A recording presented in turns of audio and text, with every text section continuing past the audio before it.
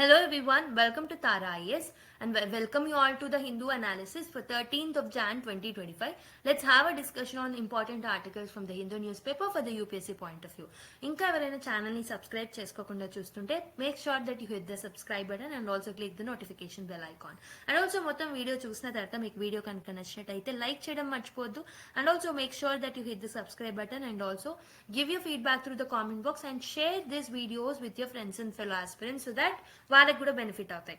అయితే మన రెండు తెలుగు రాష్ట్రాల్లో ఉన్న విద్యార్థులు ఎవరైతే యూపీఎస్సీ ప్రిపేర్ అవుతున్నారో వాళ్ళకి బెనిఫిషియబుల్ గా ఉండేలాగా ప్రతి ఒక్కటి whatever we're taking up in the YouTube channel or as a part of paid course we're making it in such a way that it is beneficiable to the students. Okay, so అందుకే notification bell icon ని click చేసి పెట్టుకోండి. మేము video పెట్టినప్పుడల్లా మీకు notify అవుతుంది.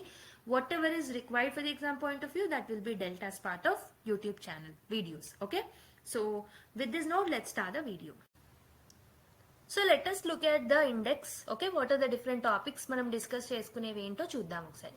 Today we are almost discussing 16 articles. ఎందుకు ma'am ఇన్ని discuss చేస్తున్నారు అని అంటే డెఫినెట్ గా సండే న్యూస్ పేపర్ లో నుంచి ఉన్న కొన్ని ఇంపార్టెంట్ ఆర్టికల్స్ ని మనం ఇందులో ఇంక్లూడ్ చేయడం జరిగింది అనమాట.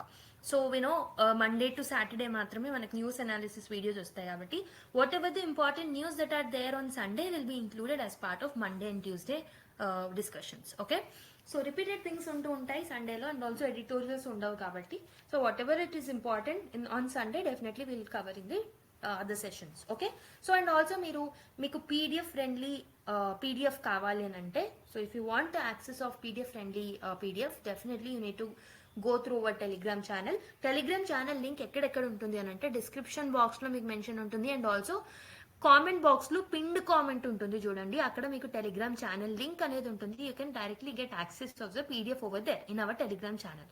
మన టెలిగ్రామ్ ఛానల్ నేమ్ డైరెక్ట్ గా తారా ఐఎస్ అండ్ సర్చ్ చేసినా మీకు వచ్చేస్తుంది. Okay, so what are the different articles that we are going to look at in today's video అంటే డేటా ప్రొటెక్షన్ రూల్స్ కి సంబంధించి 3 ఆర్టికల్స్ ఉన్నాయి. వాటన్నిటిని డీటెయిల్ గా చూస్తాం. సెంట్రలైజింగ్ కంట్రోల్ అని యూజీసీ రిఫార్మ్స్ ఏవైతే డ్రాఫ్ట్ రిఫార్మ్స్ ఉన్నాయో వాటి గురించి చూస్తాం. లా బై రిఫ్లెక్స్ అని మినిస్ట్రీ ఆఫ్ ఎక్స్టర్నల్ అఫైర్స్ ఏదైతే ఉంటుందో దాంట్లో ఏమేమి రిఫార్మ్స్ తీసుకొస్తే బాగుంటుంది అని ఒక ఇన్నోవేటివ్ ఆర్టికల్ వచ్చింది, దాన్ని కూడా డిస్కస్ చేస్తాం. లిథియం అయన్ బ్యాటరీస్ అనేవి ఒక పేపర్ స్టడీస్ ద్వారా they have found that lithium ion batteries అనేది they are dangerous in flights. So దాని గురించి కూడా డీటెయిల్ గా డిస్కస్ చేస్తాం. ఐఐటి రూర్కి తీసుకొచ్చిన బ్యాక్టీరియల్ ఎంజైమ్ ప్లాస్టిసైజర్స్ ని డిగ్రేడ్ చేసే ఎంజైమ్ గురించి మనం మాట్లాడతాం. So this is from yesterday's newspaper. Okay, so denotified tribes గురించి ఒకటి చూస్తున్నాం. Greenland and island of interest అని ఒక ఆర్టికల్ రావడం జరిగింది. Will look at the mapping also. Should voter IDs be linked with Aadhaar card అనేసి ఉంది. So will look at just the gist of this one, ఎందుకంటే మనం ప్రీవియస్ క్లాస్ లో discuss చేసాం. And unlikely mystery studies shed new light on how genes are made. So this is also gene evolution గురించి చూస్తాం. ఇక్కడ నుంచి మనకి small articles. Okay, సోనోబాయ్ గురించి లాస్ట్ క్లాస్ లో కూడా చూసాం కాబట్టి will have a gist of it. Okay, youth power అనేది ఎందుకు ఇంపార్టెంట్ అని నరేంద్ర మోదీ గారి వర్డ్స్ లో మనం చూస్తాము. డాకింగ్ ఎక్స్పెరిమెంట్ అనేది 3 meters దగ్గరకు వచ్చింది. అగైన్ డాకింగ్ ఎక్స్పెరిమెంట్ మీద అప్డేట్ చూస్తాం ఇక్కడ. SpaDeX mission. Okay, is groundwater contamination high in India అని చెప్పేసి ఇది సండే ఆర్టికల్ నుంచి తీసుకున్నాం, సండే న్యూస్ పేపర్ నుంచి. Calcutta second in global list of cities with slowest traffic, Bengaluru third అని ఒక ఆర్టికల్ రావడం జరిగింది. Will look into that. And also India joins UN panel on data for official statistics అని ఒక article రావడం జరిగింది. So these are the 16 important articles that we are going to discuss from today's newspaper. So let's have a detailed discussion on it. Okay. So before discussing the articles, let me give you a small announcement with respect to the paid course that we have launched. ఇది మా first ever paid course అనమాట. So UPSC ethics case studies batch ని launch చేస్తున్నాం. So 16th January నుంచి మీ classes start అవుతాయి. So 20+ hours of comprehensive classes ని అందజేస్తాం. అండ్ ఆల్సో ఈచ్ క్లాస్ లో విల్ సాల్వ్ 4 PYQ questions అనమాట.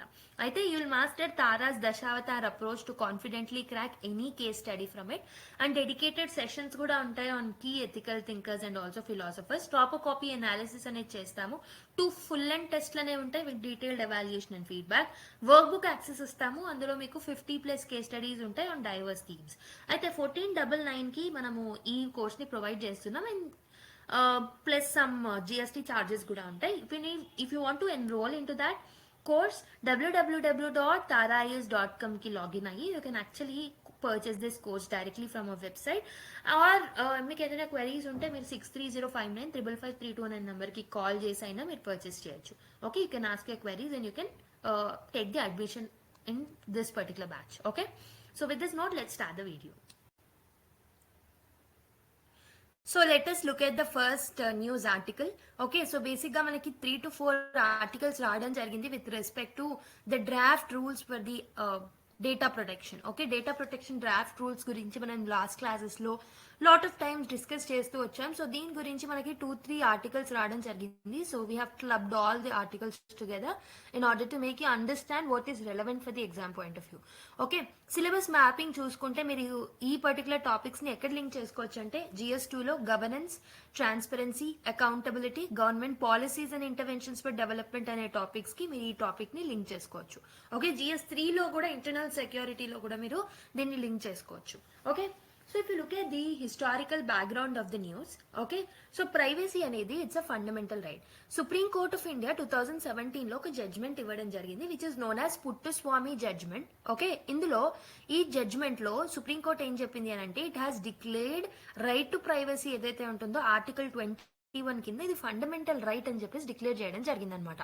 ఓకే, సో దీనివల్ల so it has set a stage for a comprehensive data protection framework. So దీనివల్ల మనము డేటా ప్రొటెక్షన్ ఫ్రేమ్వర్క్ తో ముందుకు రావడం జరిగిందనమాట. అయితే ప్రీవియస్ గా ఏమైనా జరిగాయా డేటా ప్రొటెక్షన్ ఎఫర్ట్స్ అనేవి ఇండియాలో అని అంటే, so draft personal data protection bill అనేది మనము 2019 లో తీసుకొచ్చాం. దాని తర్వాత 2021 లో డేటా ప్రొటెక్షన్ బిల్ ని తీసుకొచ్చాం. Okay, but they faced criticism అనమాట. ఎందుకంటే lot of restrictive and hostile rules అనేవి దాంట్లో ఉండడం వల్ల. ఓకే, సో దేవర్ ఫేసింగ్ క్రిటిసిజం. సో ప్రస్తుతం ఎందుకు ఈ టాపిక్ ని డిస్కస్ చేస్తున్నాం? సో రీసెంట్ గా 2023లో digital personal data protection act అనేది పాస్ అయింది. ఇంతకు ముందేమో బిల్స్ అనమాట, బట్ 2023లో చట్టం అనేది ఫామ్ అయింది. ఓకే, ఈ ఫ్రేమ్ అయిన చట్టం ఏదైతే ఉంటుందో so it has introduced revised approach focusing on principle based regulations, simplifying the compliance and also operationalising the privacy safeguard. So ఇక్కడ ఏంటంటే ఈ కొత్త చట్టం ద్వారా ఏం చేస్తున్నారు, సో కంప్లైంట్ మెకానిజమ్స్ ని సింప్లిఫై చేశారు and also they are trying to ensure the privacy safeguards అనమాట. అయితే if you look at the data protection, so ప్రస్తుతం ఈ 2023లో తీసుకొచ్చిన చట్టం ఏదైతే ఉంటుందో దానికి రూల్స్ అనేవి ఫ్రేమ్ చేయాలి కదా. So now rules are in the draft form, అంటే ఇంకా అమల్లోకి రాలేదు, డ్రాఫ్ట్ లానే ఉన్నాయి. So now they are set to a public scrutiny. So mygov.com కి వెళ్ళేసి మీరు మీ యొక్క వ్యూస్ ని కూడా ఇవ్వచ్చు. Okay, whatever the views you have with respect to digital data protection rules draft form లోవి ఏమైనా మీకు నచ్చిన ప్రొవిజన్స్, నచ్చని ప్రొవిజన్స్, క్రిటిసిజమ్స్ ఏవైనా ఇవ్వచ్చు. So that the final document will be out later. Okay, based on the scrutiny, public scrutiny and public ichina feedback ni batti, so they will try to come up with a detailed framework, detailed rules and frameworks. Okay, later ఇది ఒక draft stage లోనే ఉంది కాబట్టి direct గా question అడగడం అనేది it's impossible. Like lot of times మనకి draft stage లో ఉన్నవి డైరెక్ట్ గా క్వశ్చన్స్ లాగా అడగరు అనమాట. So once a final document is out, definitely దాంట్లో ఉన్న ఫీచర్స్ అడిగే ఛాన్సెస్ ఉన్నాయి. So whatever is required and what extent this particular topic is required, అక్కడి వరకు మనం డీల్ చేద్దాం. Will look at the key features in a broad way and then we'll look at what are the criticisms. Okay, we'll do an analysis. What you have to focus is not on features but on the analysis. Okay, so the draft digital data protection rules 2023 లో వచ్చిన rules ఏంటంటే they aim to provide a framework. Okay, ఏం చేస్తున్నారు, so in order to ensure a personal data is safe guarded దానికి rules అనేవి ఇస్తారనమాట. ఈ rules అనేవి ఎందులో ద్వారా దీన్ని ఇంట్రడ్యూస్ చేయడం జరిగిందంటే digital personal data protection act 2023 కింద మనం ఈ రూల్స్ ని తీసుకురావడం జరిగిందనమాట. సో దట్ మన పర్సనల్ డేటా ఏదైతే ఉంటుందో that will B regulated and it will be stored and it will be processed by both private and the public entities. So what are the key features of this particular rules? So key features చూసుకుంటే right of the individuals, okay, right of the individuals ని provide చేయడం జరిగింది. So ఇక్కడ data principal, so మీరు ఇక్కడ 2 terms ని గుర్తుపెట్టుకోవాలి. ఒకటి వచ్చేసి డేటా ఫిడ్యూషరీస్, ఇంకొకటి డేటా ప్రిన్సిపల్స్. ఫర్ ఎగ్జాంపుల్ మనము ఆన్లైన్ ద్వారా లేదా ఏదైనా సోషల్ మీడియా ద్వారా మనం కాంటెంట్ ని పోస్ట్ చేసామనుకోండి, whose data is getting public, మన డేటా కదా. సో వీఆర్ డేటా ప్రిన్సిపల్స్ అనమాట. సో వీఆర్ ద యూజర్స్ కాబట్టి we're known as data principals. Whereas మన డేటాని పొందుతున్న ఎంటిటీస్ ఏవైతే ఉన్నాయో so they are the data fiduciaries. Okay, so you have to remember the difference between these two terms. So the users ఎవరైతే ఉన్నారో they have right over the data. మన data మనం పెట్టినంత మాత్రాన సో కొన్ని రీజన్స్ కి, for example in order to get access to the education, okay, correction and okay, eraser and grievous addresses. So for example మనం ఏదైనా సోషల్ మీడియాలో కానీ లేకపోతే ఏదైనా పబ్లిక్ ప్లాట్ఫామ్ లో మనం ఒక ఎంటిటీకి, ఒక ఫిడ్యూషరీకి మన డేటాని సబ్మిట్ చేస్తున్నాం. అప్పుడు we will have the right to forgot that particular data. So right to be forgotten అనేది మనకు ఉంటుంది. Okay, right to access that data will be there to us.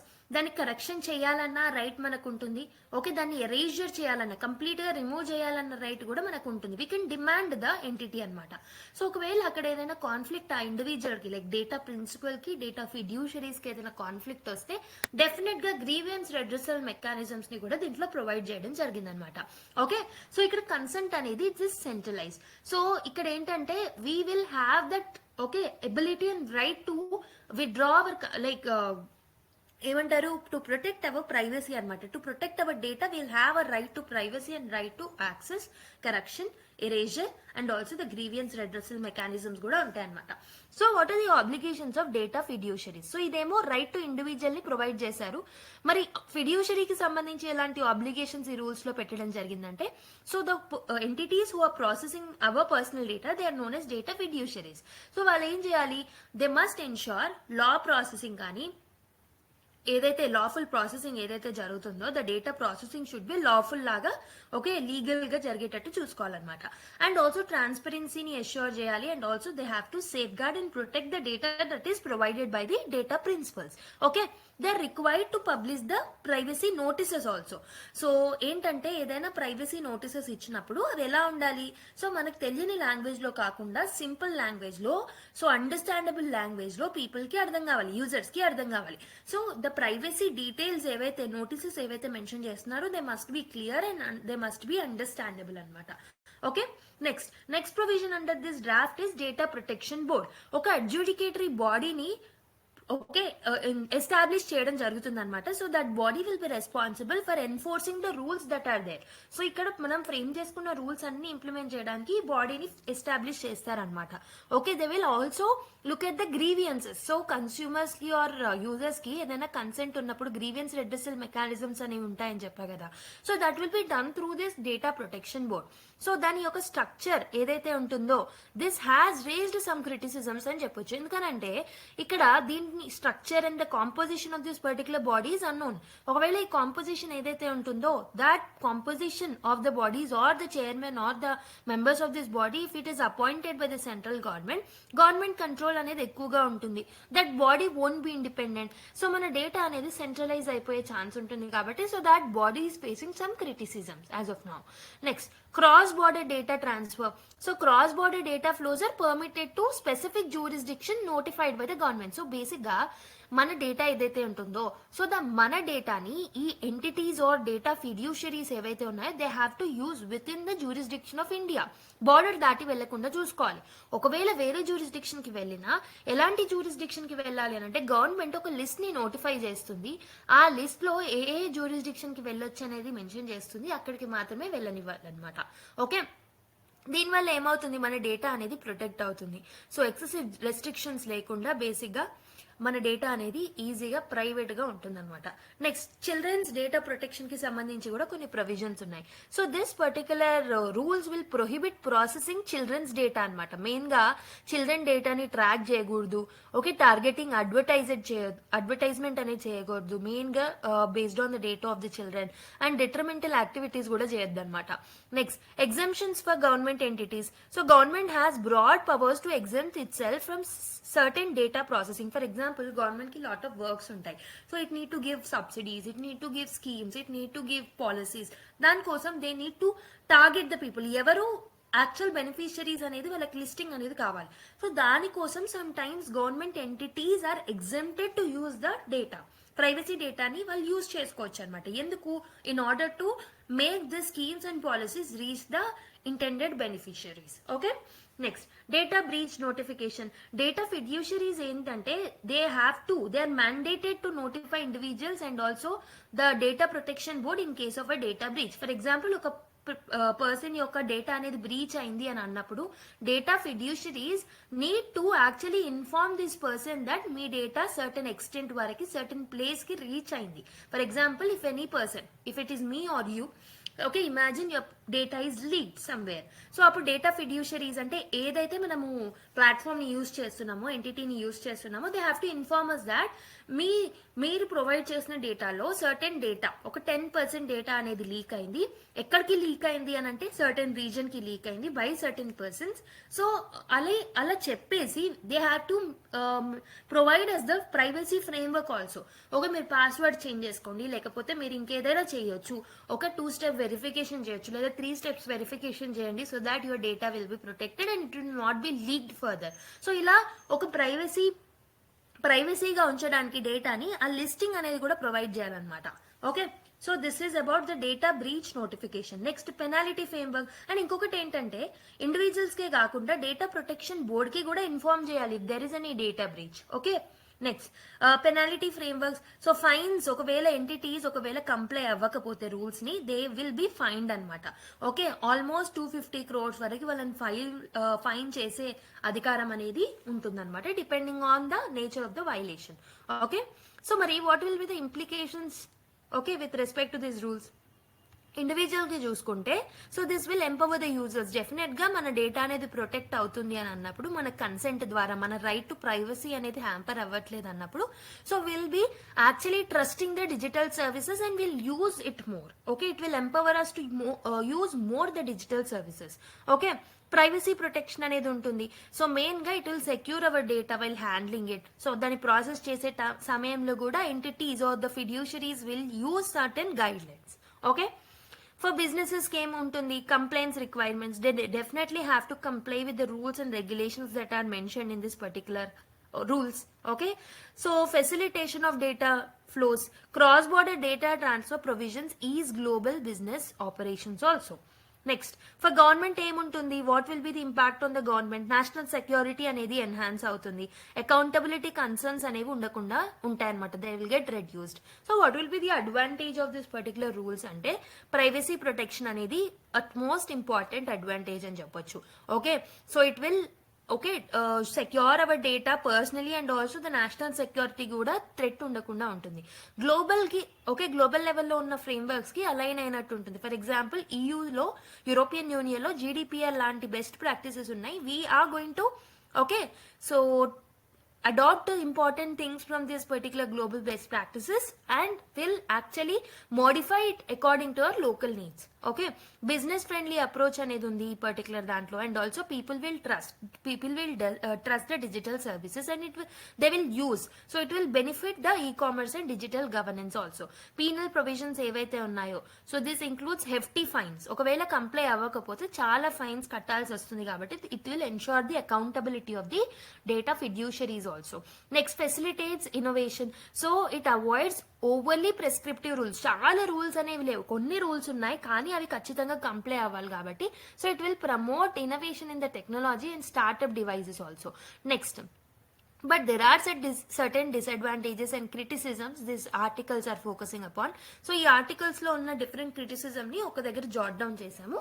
So let's look at them. Okay, government over reach. So rule 22 ఏదైతే ఉంటుందో, నేను already చెప్పినట్టు government agencies ఏవైతే ఉన్నాయో they are exempted. So వాళ్ళు కొన్ని పర్సనల్ డేటాని యూజ్ చేసుకోవచ్చు, కానీ this will again raise the privacy concern. So that is one criticism. Next, lack of DPB independence. Already చెప్పినట్టు డేటా ప్రొటెక్షన్ బోర్డ్ ని మనం ఫార్మ్ చేస్తున్నాం, కానీ we don't know the composition గురించి, we don't know how they will be filling the vacancies in that. So దానివల్ల government intervention ఎక్కువ అయ్యే chances ఉన్నాయి. So there will be lack of DPB independence. Vague provisions కొన్ని. So for example, there is a sentence or a phrase that is written in the rule as may be prescribed అని చెప్పేసి ఒక rule mention చేసింది, but this will create ambiguity అనమాట. ఇలాంటి sentences ఏవైతే ఉన్నాయో, so that will lead to a discretion of the executive. Okay, so this vague provisions needed to be tackled before it is implemented further. and there are some delays in implementation. 16 months since the passage of DPDP Act. So మనం 2023లో దీన్ని pass చేసుకున్నాము. 16 months తర్వాత now we have framed the rules and now we have still in the draft stage itself. Okay, so there are delays in the implementation. So impact on small businesses చూస్తే complaints, cost and penalties may disproportionately affect the startups and also the small enterprises ఏవైతే ఉంటాయో micro enterprises వాటి మీద impact పడే chances ఉంటాయి అనమాట. Okay, children డేటాకి సంబంధించి అంబిగ్విటీస్ అనేవి ఉన్నాయి. సో బేసిక్గా చిల్డ్రన్ డేటాని డిటెక్ట్ చేయడం, ప్రొటెక్ట్ చేయడం, అడ్వర్టైజ్ చేయకుండా ఆపడం అనేది కొంచెం ఇందులో ఉన్న ప్రొవిజన్స్ అంబిగ్వస్గా ఉన్నాయి. ఇది ఇంప్లిమెంట్ చేయడం కూడా లిటిల్ ఛాలెంజింగ్ అనమాట. There is a lack of clarity on cross border transfers. So బేసిక్గా అప్రూవ్డ్ జ్యూరిస్డిక్షన్కే డేటా ట్రాన్స్ఫర్స్ అన్నారు. సో ఈ అప్రూవ్డ్ జ్యూరిస్డిక్షన్స్ గురించి ప్రాపర్గా మెన్షన్ చేయలేదు. So which creates the ambiguity again. Okay, so మరి ఈ సెంటర్ ఏం చెప్పింది? So they says that these particular rules will focus on the simplification. So government has highlighted that DPDP Act's principles ఏవైతే ఉన్నాయో they are principle based approach అన్నమాట. So complaints అనేది ఈజీగా ఉండాలని without any more restrictions. So మేము simplify చేసామని government చెప్తుంది. So and they are also telling that these rules and this act will actually promote trust in the digital economy. Right, next balances the national interest. So it will enhance the national security, which is very much interest, and it will gain the public trust also. Industry friendly rules అనేవి ఉన్నాయి. So this will enable innovation, okay, among the industries. In order to come up with certain new provisions also, they can do lot of research and they can come up with the innovations అన్నమాట. ఎందుకంటే strict rules అనేవి లేవు. So is rules అనేవి ఉన్నాయి, is complaints అనేది ఉందన్నమాట. Okay, what is the significance? Data sovereignty. Okay, it regulates data processing activities within India, setting control over the data management. Then చెప్పాను కదా jurisdiction కి ఓకే కొన్ని రూల్స్ అండ్ రెగ్యులేషన్స్ ఉన్నాయి. They must not cross the jurisdiction of India and certain list of the jurisdiction that is provided by the government అనేసి. So this will help in the data sovereignty అనమాట. Next it balances rights and also the innovation. So on the one hand ప్రైవసీని మనం protect చేయగలుగుతున్నాం. On the other hand we're accommodating the business for coming up with the innovation and they can come up with the technological growth. They can contribute to the technological growth అనమాట. Okay, ఇది మనం దీని ద్వారా ఏంటంటే we're aligning with the global standard. Especially European Union లో general data protection regulation అనేది ఉంటుంది.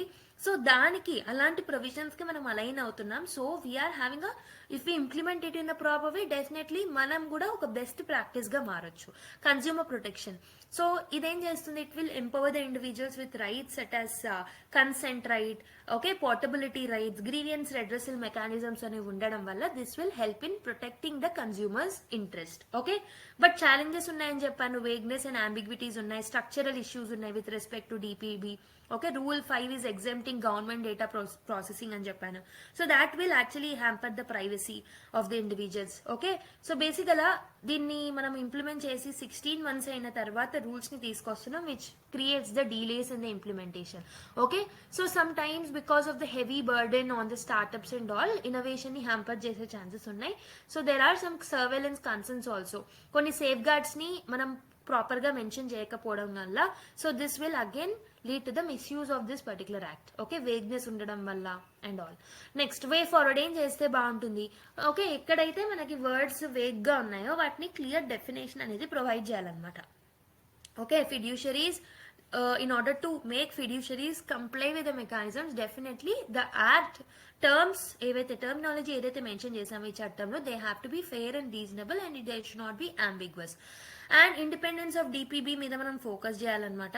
So we have to ensure its autonomy, we have to make it accountable and transparent enough. Okay, children data protection కి సంబంధించి we have to come up with some behavioural tracking. Okay, we have to avoid okay, we have to address the issues with respect to the targeting advertisement. Okay, so avannit meeda drushti pettali. Sectoral cooperation, we have to collaborate with industry stakeholders in order to implement it further and reduce the compliance burdens. Awareness and education kuda avasaram manaki in order to come up with a grievance redressal mechanism. Global engagement anedi kuda avasaram. We have to align Indian data protection norms with that of the international frameworks. Okay, so I hope so you have understood the discussion that we made. So based on the discussion మనం ఏదైతే discuss చేసామో దాని ద్వారా మీరు ఈ question ని solve చేయొచ్చు. Okay, direct గా రూల్స్ గురించి, డ్రాఫ్ట్ రూల్స్ గురించి ఎవరు అడగరు. వన్స్ ఈ డ్రాఫ్ట్ రూల్స్ అనేవి ఫిబ్రవరి వరకు మనకి స్క్రూటినీలో ఉంది కాబట్టి దాని తర్వాత మళ్ళీ మనకి సో టోటల్ రూల్స్ వస్తాయి కాబట్టి again will learn the features of the original rules again. Okay, examine the implications of the digital personal data protection rules 2023 on individual privacy and innovation. Highlight the key challenges in its implementation. Okay, so ఇక్కడ మీరు ఏం రాస్తారంటే draft అని రాసుకోండి. Okay, ఇక్కడ మనం question లో draft అని mention చేయాల్సిన అవసరం అనేది ఉంది ఎందుకంటే ఒరిజినల్ రూల్స్ ఇంకా రాలేవు కాబట్టి. So you can write the data. Okay, you can write this particular answer based on the discussion that we have made. Okay, now let's go to another news article. So let us look at the another news article, centralizing control అని ఒక article రావడం జరిగింది. This is with respect to UGC అనమాట.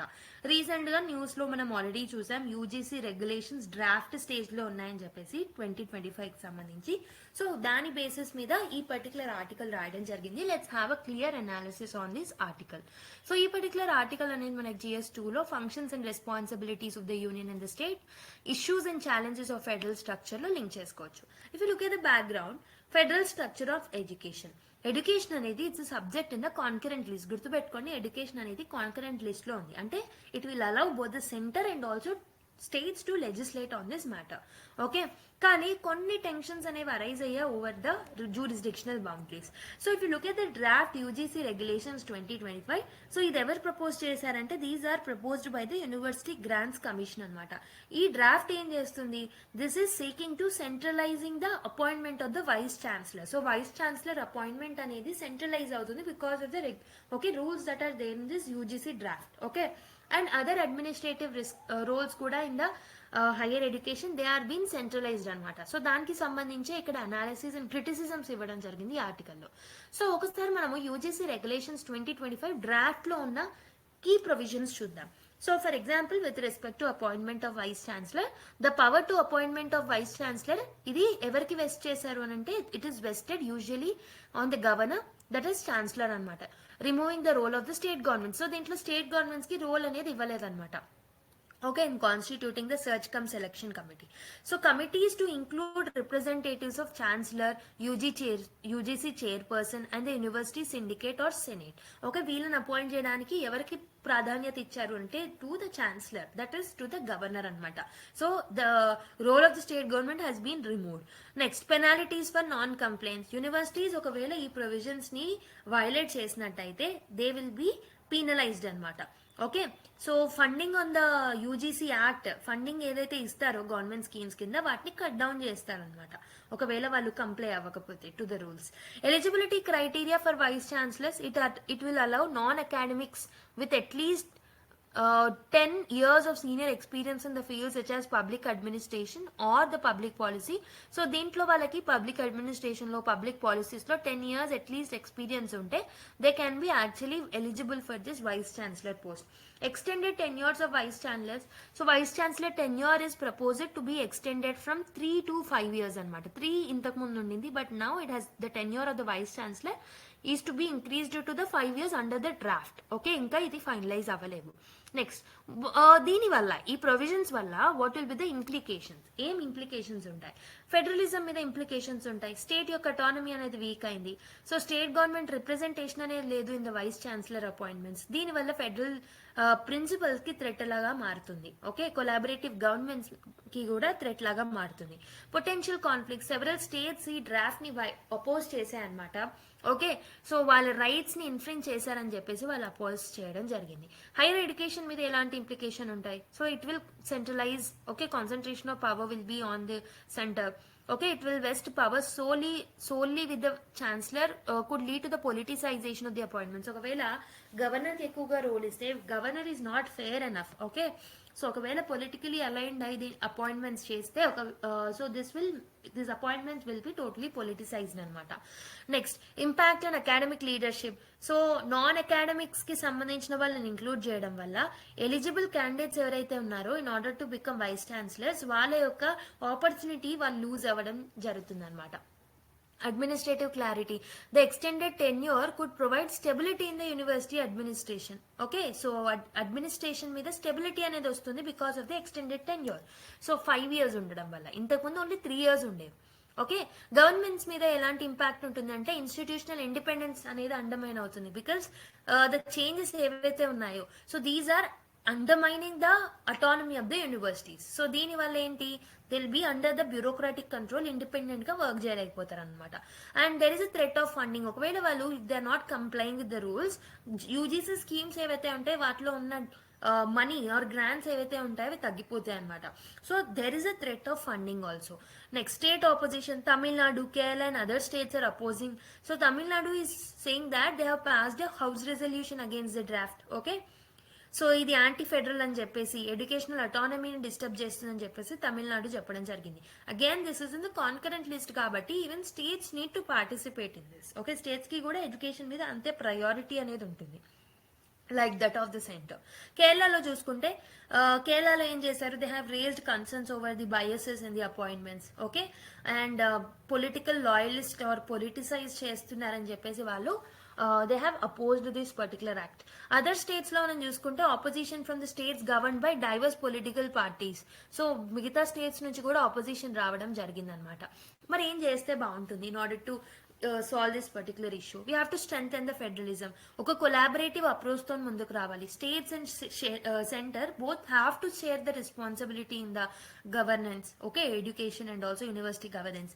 Academic focus అనేది చేయాలి. So eligibility of vice chancellors non academics ఏ కాకుండా, so we have to appoint the candidates with a strong academic or scholarly background. Okay, decentralised funding mechanisms. So ఈ particular complaints తోని okay funding mechanisms కి link చేద్దనమాట. So దీనివల్ల ఏమవుతుంది, they'll be fear యూజీసీకి కానీ మిగతా వాటికి like ఈ ఇన్స్టిట్యూషన్స్ ఏవైతే ఉంటాయో, సో దెల్ బి ఫియర్ అనమాట. Okay, they'll be scared. So దానివల్ల కంప్లై అవ్వాల్సి వస్తుంది కొన్నిసార్లు నచ్చకుండా. సో అప్పుడు ఏమవుతుంది అని అంటే దాని ఇండిపెండెన్స్ అనేది తగ్గుతుంది అనమాట. The independence of the institutions may get hampered. Inclusive policy formulation. So states and educational experts ని కూడా మనం డ్రాఫ్టింగ్ చేసేటప్పుడు వాళ్ళని ఇంక్లూడ్ చేయాలి. ఓకే, డెసిజన్ మేకింగ్ లో. సో దాట్ ఈ రెగ్యులేషన్స్ అనేవి దాని ఇంప్లికేషన్స్ అనేవి ఎలా ఉంటాయని చెప్పేసి బాగా చర్చించిన తర్వాతనే కన్సెన్షియల్ బేస్డ్ డెసిజన్ మేకింగ్ చేసిన తర్వాతనే they have to implement. Next, autonomy safeguards. So they have to provide clear measures so that they can ensure university retain their independence and academic freedom అనేది కూడా ప్రొటెక్ట్ అవుతుంది. ఓకేనా, so these are the steps that need to be taken by the government in order to go through in order to erase some of the criticisms that are there. Now let's go to another article.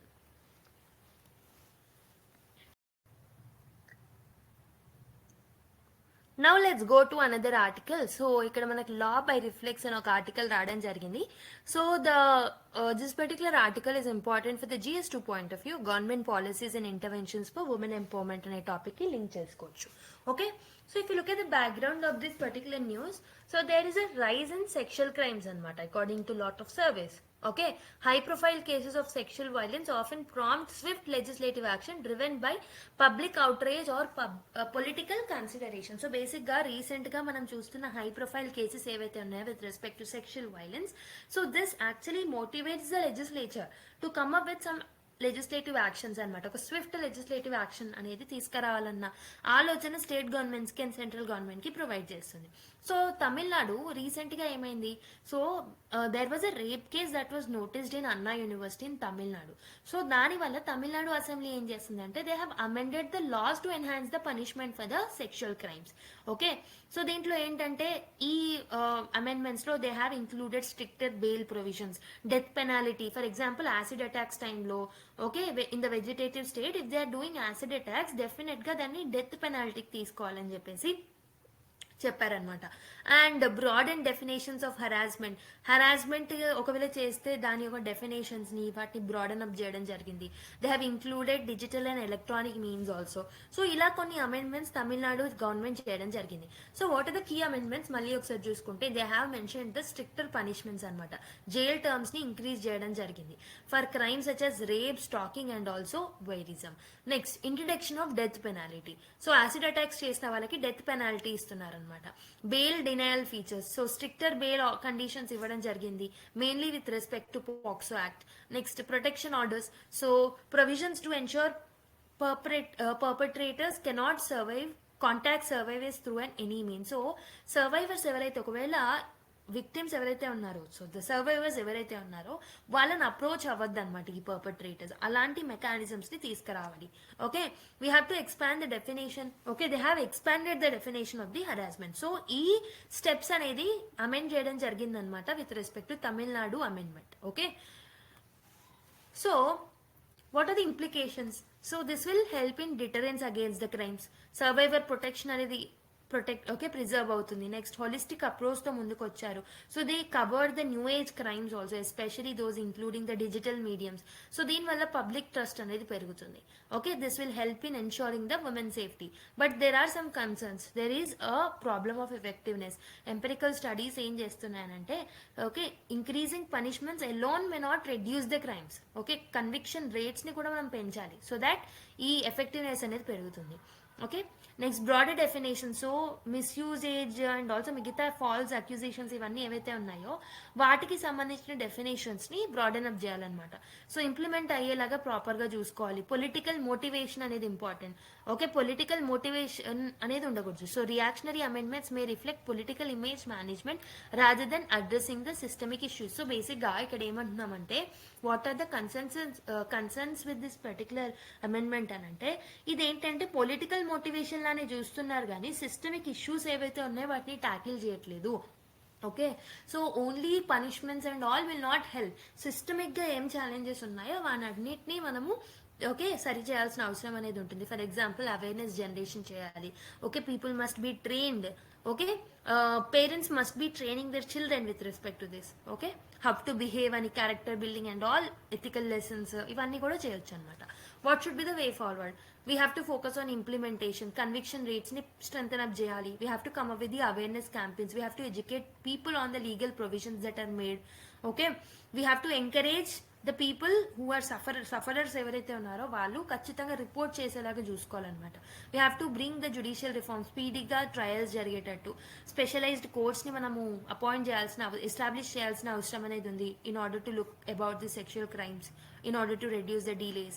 We have to balance the laws. We have to ensure legal provisions are precise to prevent misuse and abuse. Institutional safeguards కూడా మనం తీసుకురావాల్సిన అవసరం అనేది ఉంది with respect to police training, infrastructure development and all.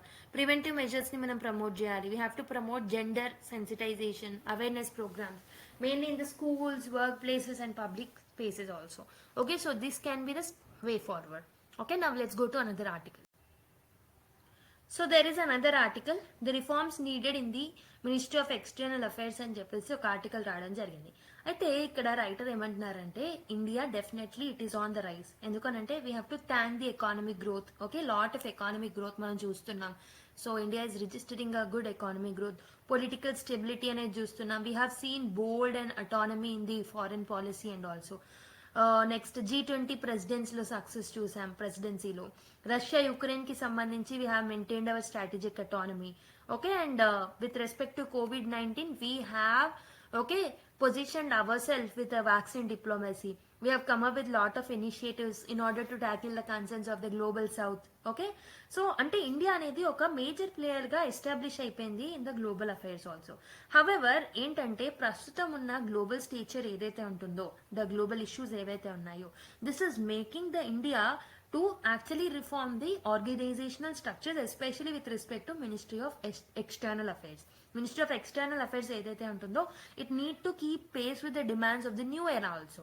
ఒక ప్రస్తుతం ఉన్న generation కి తగ్గినట్టు అది కూడా రిఫార్మ్స్ తీసుకుంటూ మనం రావాలన్నమాట. Okay, in order to meet the demands. A critical examination of its staffing, structure, operational approach ఏదైతే ఉంటుందో ఈ ఆర్టికల్లో చేయడం జరిగింది. Let's look at into that in a further detail. So this particular topic can be related to international relations. GS2 లో మనం link చేసుకోవచ్చు. So ప్రస్తుతం ministry ministry of external affairs కి సంబంధించి ఏమేమి ఛాలెంజెస్ ఉన్నాయనేది మెన్షన్ చేశారో చూద్దాం. So first thing is inadequate staffing అనమాట. ఓకే, మనకి ఈ మినిస్ట్రీ ఆఫ్ ఎక్స్టర్నల్ అఫైర్స్ లో it employees almost 850 Indian foreign services అనమాట. ఐఎఫ్ఎస్ వాళ్ళని మనము అందులో ఎంప్లాయ్ చేసుకున్నాం. So they are managing 193 embassies and also consulates worldwide. So this is an inadequate compared to the countries like US. USA లో మనకు 14,500 officers ఉన్నారు, చైనాలో 6,000 officers ఉన్నారు. So if you're comparing with the other countries, definitely the number that we are contributing for the foreign services very much low. So limited recruitment hinders the India's ability to sustain its growing international commitments. So mana international commitments ni manam meet avalekpothunam because of this lack of the number of IFS officers. Next, fragmented divisions. So India's immediate neighborhood is managed by 4 separate divisions unnayannamata. Okay, so but leading to the coordination challenges and inefficiency. Basic ga manamu mana daggara 4 separate divisions undadam valla vaati madhyalo proper coordination అనేది జరగట్లేదన్నమాట. So that is another problem. There is a misalignment in the regional responsibilities also, such as Turkey being managed by the Gulf division highlights structural inefficiencies with respect to that. So ఏంటంటే మనకి ఈ implementation stage లో what is happening is there is a fragmented divisions between the different groups. So that is posing another challenge. Language and expertise deficits. So language skills అనేవి definite గా during training officers కి promote చేయాల్సిన అవసరం అనేది ఉందన్నమాట. But ఈ languages కి సంబంధించిన ట్రైనింగ్ అనేది ప్రాపర్ గా ఇవ్వట్లేదు. So there are a lack of skills. So దీని వల్ల there is an underutilization due to the rotational postings. Limited emphasis on specialization hinders India's ability to engage effectively in a complex negotiation. Okay, complex negotiations kuda cheyalekpothunam because of the lack of language skills and because of the lack of specialization. Insufficient financial and domestic support. So officers evaraithe unnaro, so they are posted abroad receiving the better allowance compared to those in the Delhi, leading to morale issues. So basic ga emoutundi ante, so officers evaraithe migita countries lo post cheyabadutunnaro వాళ్ళకి ఎక్కువగా allowances ఇస్తున్నారు, whereas who are staying in the Delhi and working for the external affairs, they are not receiving the equal allowances. So this is creating a conflicting situation అన్నమాట. Next, domestic housing and administrative facilities ఏవైతే ఉన్నాయో for this particular officers and for the ministry also it is inadequate. Technological gaps ఉన్నాయి. So basic గా with the emerging areas like cyber diplomacy, artificial intelligence, space policy మనకి specialised expertise అనేది అవసరం అనమాట. ప్రస్తుతం అయితే వీఆర్ ల్యాకింగ్ దెమ్. ఓకే, అయితే these are the different criticisms that writer has rightly pointed out. So what should be the key areas of reforms అనేది కూడా writer చెప్పడం జరిగింది. So first one, structural reorganisation చేయాలన్నమాట. We have to consolidate the divisions. So ఈ fragmentation ఏదైతే ఉంటుందో వాటిని మనం తగ్గించేసి ఈ డివిజన్స్ ని మనం మర్జ్ చేయాల్సిన అవసరం అనేది ఉంటుంది in order to improve the coordination and also the efficiency. Next is to create integrated units. Integrated units ని మనం ఎస్టాబ్లిష్ చేయాల్సిన అవసరం అనేది ఉంది for specific reasons or thematic areas. For example cyber security ki, climate diplomacy ki. Staffing and recruitment, we have to increase the recruitment. We have to appoint more officers. Okay, lateral entry ద్వారా కూడా మనం తీసుకోవచ్చు in order to bridge the talent gap. Promote specialization also. We have to impart skills to the officers. వాళ్ళకి proper గా train చేయాలి. Capacity building approaches తో కూడా మనం ముందుకు రావచ్చు. Training and language skills. So basic గా we have to train them and we have to impart some language skills to them in order to increase their or enhance their language proficiency. And we have to focus on thematic training also. For example, on the issues like cyber security, international trade, వీటి మీద technical areas మీద ఎక్కువగా concentrate చేస్తూ we have to train the officers అన్నమాట. Financial and administrative support, we have to improve the allowances. Okay, we have to ensure parity between domestic and the foreign postings in order to boost the morale.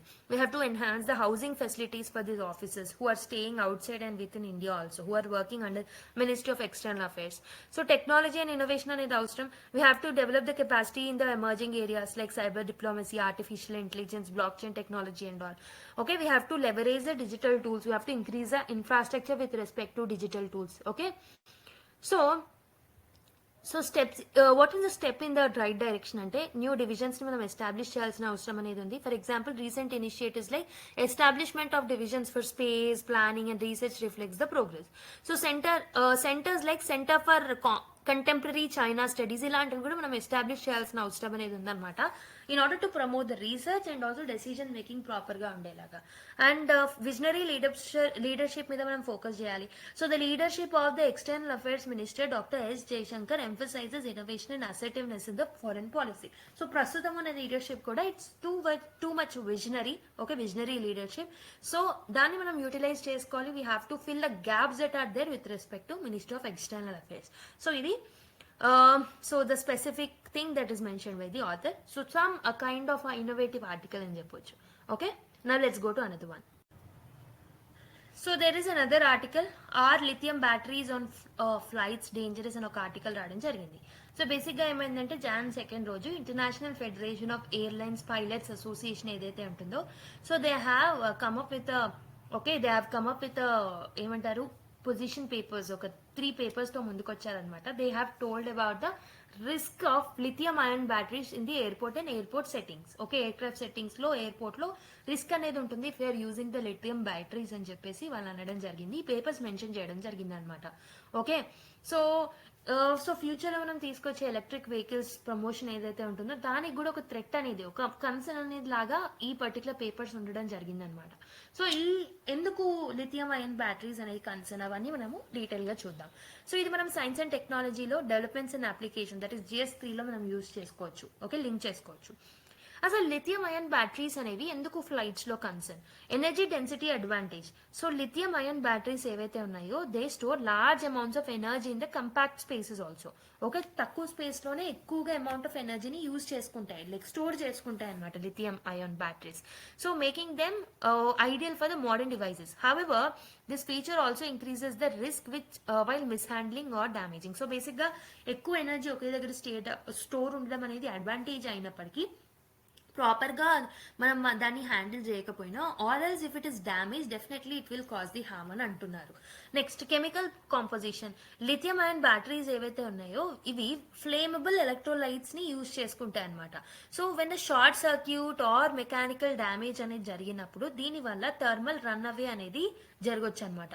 So thermal run away జరిగినప్పుడు ఏమవుతుంది, over heating జరుగుతుంది, firing అనేది జరుగుతుంది, దీనివల్ల explosions అనేవి కూడా వస్తాయి అనమాట.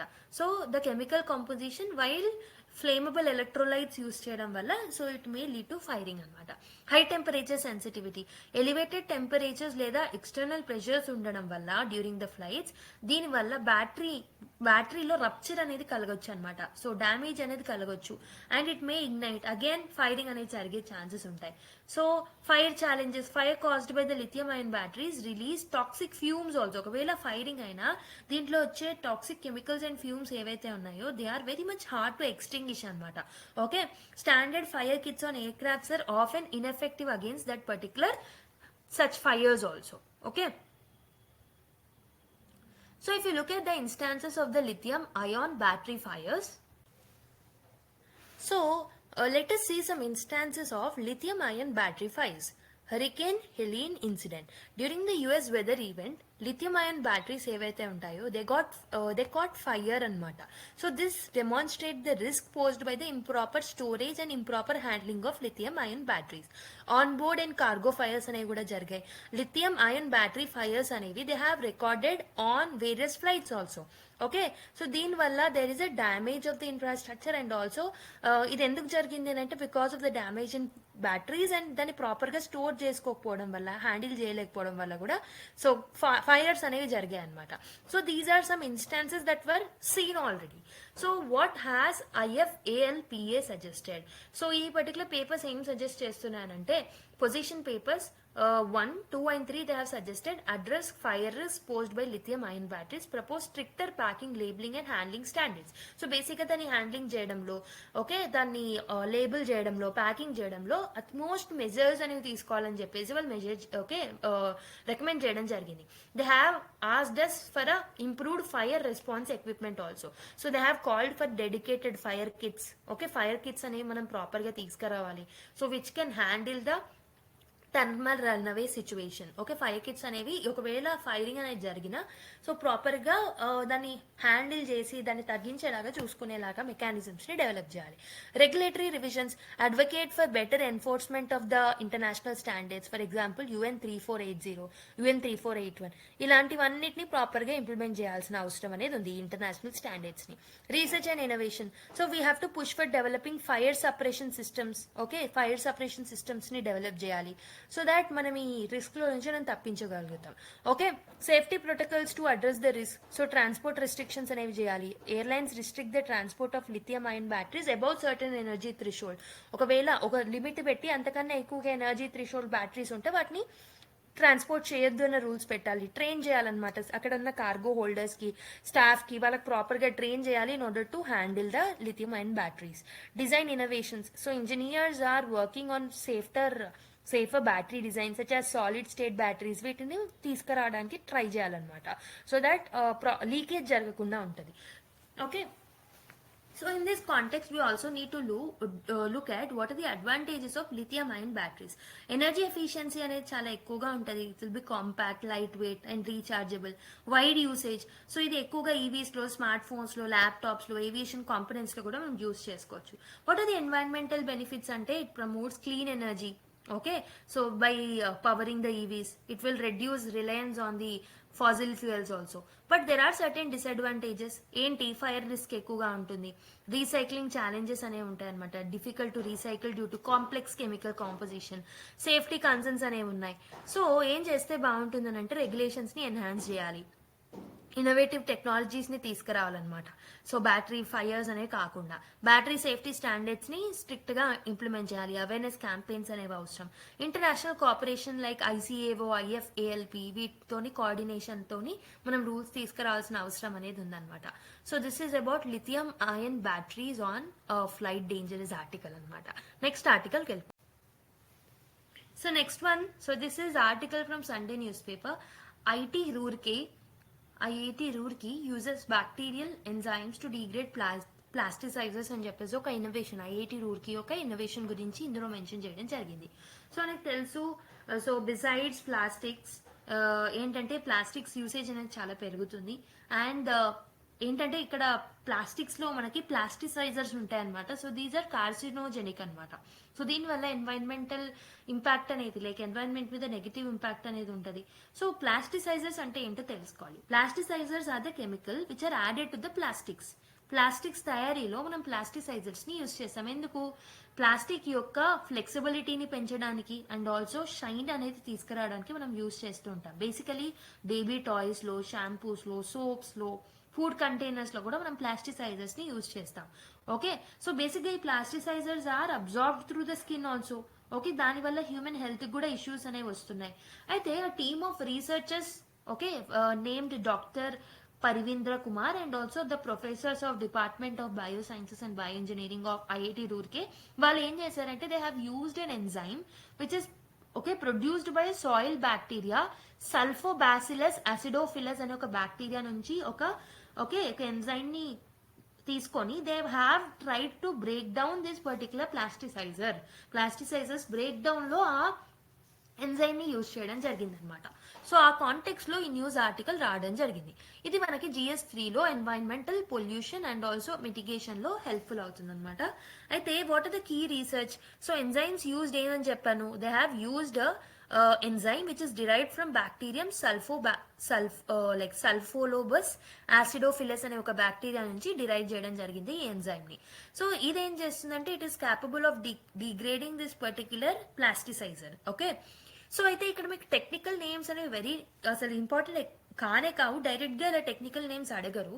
But what you can use is, okay, where you can use is plastic pollution గురించి వచ్చిన లేకపోతే బయోటెక్నాలజీ ఆన్సర్స్ లో కూడా మీరు దీన్ని యూజ్ చేసుకోవచ్చు అనమాట. Okay, so how biotechnology helpful in the environmental protection అన్నప్పుడు you can use this example. Okay, basic గా ప్లాస్టిసైజర్ అని గుర్తుపెట్టుకుంటే సరిపోతుంది. Okay, next structural studies. X ray crystallography was used to identify active enzyme sites and study the mechanisms of degradation. So బేసిక్గా x ray crystallography అని ఒక టెక్నాలజీని use చేసి so ఆ బ్యాక్టీరియాలో ఉన్న ఎంజైమ్ సైట్స్ని వాళ్ళు ఐడెంటిఫై చేసి they have used it for the degradation అనమాట. Multi enzyme sequence approach. So ఏం యూజ్ చేశారు అంటే they have used a technique called as multi enzyme sequence approach. Researchers employed 5 enzymes in sequence to degrade this particular plasticizers effectively. Once integrated into bacteria, these enzymes remain active over longer periods, enabling continuous degradation of the plasticizers. So basically దీన్ని మనం ఏం చేస్తున్నాం, ఒక bacteria నుంచి enzyme ని derive చేసి we're using it for degrading the plastics అనమాట. Basic గా ప్లాస్టిక్స్ లో యూజ్ చేసి ప్లాస్టిసైజర్స్ ని డిగ్రేడ్ చేస్తున్నాం. So this is a continuous process. So these enzymes were inserted to E coli bacteria. So ఈ సాయిల్ బ్యాక్టీరియా నుంచి ఆ ఎంజైమ్ ని తీసేసి ఈకోలై బ్యాక్టీరియాకి మనం బయోటెక్నాలజీ ద్వారా ఆర్డిఎన్ఏ టెక్నాలజీ ద్వారా అటాచ్ చేసి so we're doing a large scale degradation అనమాట. సో బేసిక్ గా మనం బ్యాక్టీరియా సాయిల్ బ్యాక్టీరియా నుంచి దీన్ని డిరైవ్ చేసినప్పుడు స్మాల్ మాలిక్యూల్సే ఉంటాయి. In order to scale up the process, what we are doing is we are inserting these enzymes into E. coli bacteria anamata.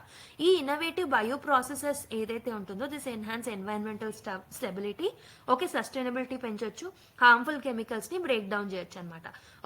So what is the implication of this particular research? Deniki helpful avutundi? Environmental benefits. So pollution mitigation cheyochu, main ga plastic pollution ni, carbon footprint ni kuda manam tagginchochu anamata. So it will convert plasticizers into water and also the carbon dioxide. So this will reduce the environmental harm. Health benefits కూడా ఉంటాయి డెఫినెట్గా. ఇవి carcinogenic కాబట్టి ఇవి ఒకవేళ మనకి ఎక్కువగా use చేస్తే ఎన్వైరన్మెంట్ లోనే ఉండిపోతే డెఫినెట్గా it will be observed by our body and it will cause some health impact. So దాన్ని కూడా తగ్గించవచ్చు. Industrial application, it provides industries with biodegradable solution for managing plasticiser waste also. Green manufacturing practices ని మనము develop చేయొచ్చు by using this technology and by using this innovation. Advantages of the technology చూసుకుంటే ఇది eco friendly process, cost effective and it is very much scalable also. It can be adapted for large scale industries also in order to come up with the environmental cleanup. Challenges ఏంటి? Technical integration A problem. Scaling the lab process for real world application requires some infrastructure. Biosafety concerns అనేవి కూడా ఉన్నాయి. ఇక్కడ genetically modified bacteria use చేస్తున్నాం కాబట్టి again it may cause some environmental impacts. Time intensive multi enzyme process కాబట్టి దానికి కొంచెం degradation కి కొంచెం టైం పట్టే ఛాన్సెస్ ఉంటాయి. So what should be the way forward? Industrial collaboration అనేది అవసరం. We have to partner with government, has to partner with the industries in order to deploy this technology in the pollution hot spots. Policy support కూడా ఉండాలన్నమాట. So and also research expansion అనేది important.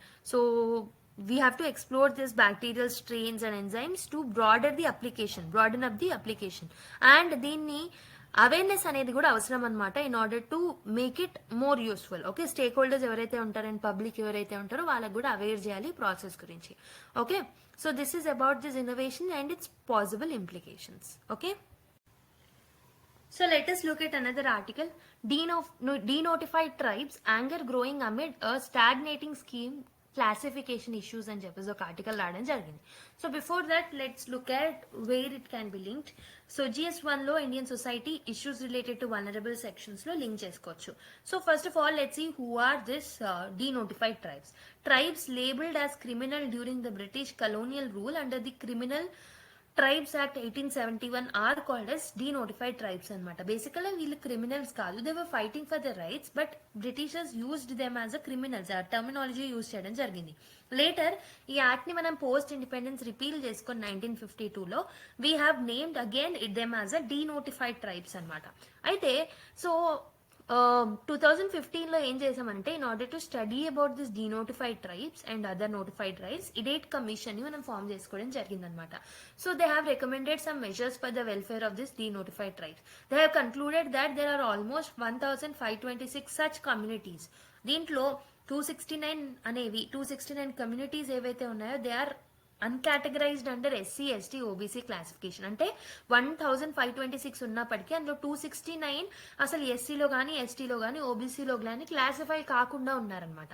So this is what the report says. అయితే దీనివల్ల వచ్చిన నష్టం ఏంటి? What is the key challenges అని అంటే there are some classification and identity issues. Many communities ఏవైతే ఉన్నాయో they are yet to be classified under this 3 categories. ఏదైనా ఒక కేటగిరీ కింద ఇంకా క్లాసిఫై అవ్వలేదు. దీనివల్ల they are been excluded from the government quotas అనమాట. బేసిక్ గా గవర్నమెంట్ ఇచ్చే schemes with respect to education, employment, welfare schemes లో వాళ్ళు ఎక్స్క్లూడ్ అవుతున్నారు అనమాట. Okay, and there are some states లో there are lack of caste certificates. Okay, దీనివల్ల ఈ మార్జినలైజ్డ్ కమ్యూనిటీస్ ని ఇంకా మార్జినలైజ్ చేసేస్తున్నాం. And there is delayed implementation of the SEED scheme అనమాట. వీళ్ళకి సంబంధించి ఒక స్కీమ్ ని తీసుకొచ్చింది government, the scheme for economic empowerment of the DNTs. అయితే ఇది మనం February 2022లో లాంచ్ చేశాము. సో దీనికి 2 years డీలే అనేది చూస్తున్నాం బికాస్ ఆఫ్ ది బెనిఫిషరీస్ ని ప్రాపర్ గా ఇంప్లిమెంట్ చేయలేదు, ఐడెంటిఫై చేయలేకపోవడం వల్ల 2 years డీలే అనేది చూస్తున్నాం ఇన్ దిట్స్ ఇంప్లిమెంటేషన్. సో ఈ scheme is aiming to address the livelihood issues, education, health care, housing needs. Okay, so దీంట్లో కానీ మనం లిమిటెడ్ ప్రోగ్రెస్ ని మాత్రమే రికార్డ్ చేయడం జరుగుతుంది. బ్యూరోక్రాటిక్ అండ్ అడ్మినిస్ట్రేటివ్ హర్డిల్స్, ఈ సబ్ క్యాస్ట్ డిఫరెన్సెస్ ఏవైతే ఉన్నాయో, ఇన్కన్సిస్టెన్సీస్ ఏవైతే ఉన్నాయో in the community names and all, దీనివల్ల కాస్ట్ సర్టిఫికేట్స్ కరెక్ట్ గా అందట్లేవు అనమాట. So there is a lack of coordination between the centre and the states.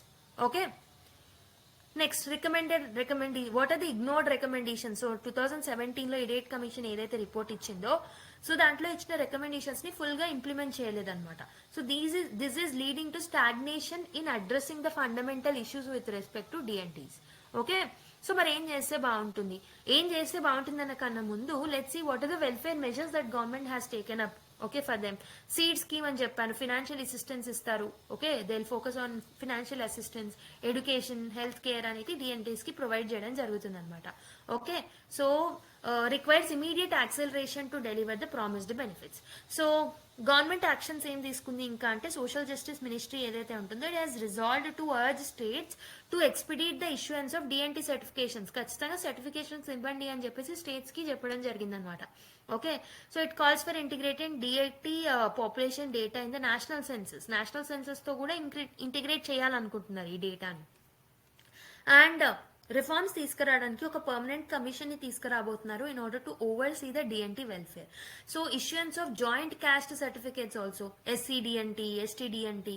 So వీటిని ఇలా చేయడం వల్ల it will simplify access to the benefits of this DNTs అనమాట. So మరి ఏం ఇంప్లికేషన్స్ ఉన్నాయి? For denotified tribes there is a lack of representation because of this exclusion errors and identity crisis అనేది కూడా ఏర్పడుతుంది. So this is leading to socio economic marginalisation. Government policy చూసుకుంటే there are failures of the scheme. SEED scheme అనేది 2 years delay చూసాం. దీనివల్ల there is an erosion of trust from the DNT. Okay, so మరి ఏం చేస్తే బాగుంటుంది? Okay, ఏం చేస్తే ఛాలెంజెస్ ని ఎదుర్కోవచ్చు? ఇడేట్ కమిషన్ ఇచ్చిన రికమెండేషన్స్ అన్నిటిని ప్రాపర్ గా ఇంప్లిమెంట్ చేయాలి. We have to integrate DNT data with the national census. We have to strengthen up SEED scheme and we have to implement it properly. We have to monitor the progress also. Cost certification system ని simplify చేయాలన్నమాట. Permanent commission ని setup చేయాలి for the DNT welfare and we have to come up with the awareness campaigns also in order to educate the communities about the rights and schemes. Okay, so this is about the article. I hope you have understood it in a holistic way. Now let's go to another one. Okay, so let us look at another article. Should voter IDs be linked with Aadhaar అని ఒకటి article రావడం జరిగింది. So basic గా మనం last classes లో కూడా చూసాం. So let's have a clear recap on it. Okay, national electoral roll purification and authentication programme అనేది 2015లో ఎలక్షన్ కమిషన్ లాంచ్ చేయడం జరిగింది in order to eliminate the duplicate voter entries. Okay, basic గా ఆధార్ని use చేసుకుని డూప్లికేట్ ఎంట్రీస్ అంటే ఒక person మీద 2 ఓటింగ్ రైట్స్ రాకుండా చూసుకుందనమాట ఈ ప్రోగ్రామ్ ద్వారా. బట్ సుప్రీంకోర్టు 2015లో ఒక ఇంటరిమ్ ఆర్డర్ అనేది ఇచ్చిందనమాట. సో ఆధార్ని లిమిటెడ్ యూసేజెస్ కి మాత్రమే యూజ్ చేయాలి and it should only be used for the welfare schemes అని చెప్పడంతో సో ఈ స్కీమ్ అనేది ఎండప్ అయిపోయింది because of the suspension from the supreme court. Okay, so అయితే మనము రిప్రజెంటేషన్ ఆఫ్ పీపుల్ యాక్ట్ అనేది 1950లో ఫ్రేమ్ చేసుకున్నాం కదా. And there are some rules, registration of election rules అని చెప్పేసి 1960లో మనం తీసుకొచ్చినవి ఉన్నాయి. అయితే వీటిని మనం 2021లో అమెండ్ చేయడం జరిగింది in order to permit Aadhaar EPIC linkage అనమాట. ఓకే, ఈపీఐసికి అండ్ ఆల్సో ఆధార్ కి లింకేజ్ ఉండేలాగా వీటిలో మనం కొన్ని అమెండ్మెంట్స్ ని తీసుకొచ్చాం. సో ఆధార్ లింకింగ్ అనేది ఇప్పుడైతే ఆప్షనల్ అనమాట.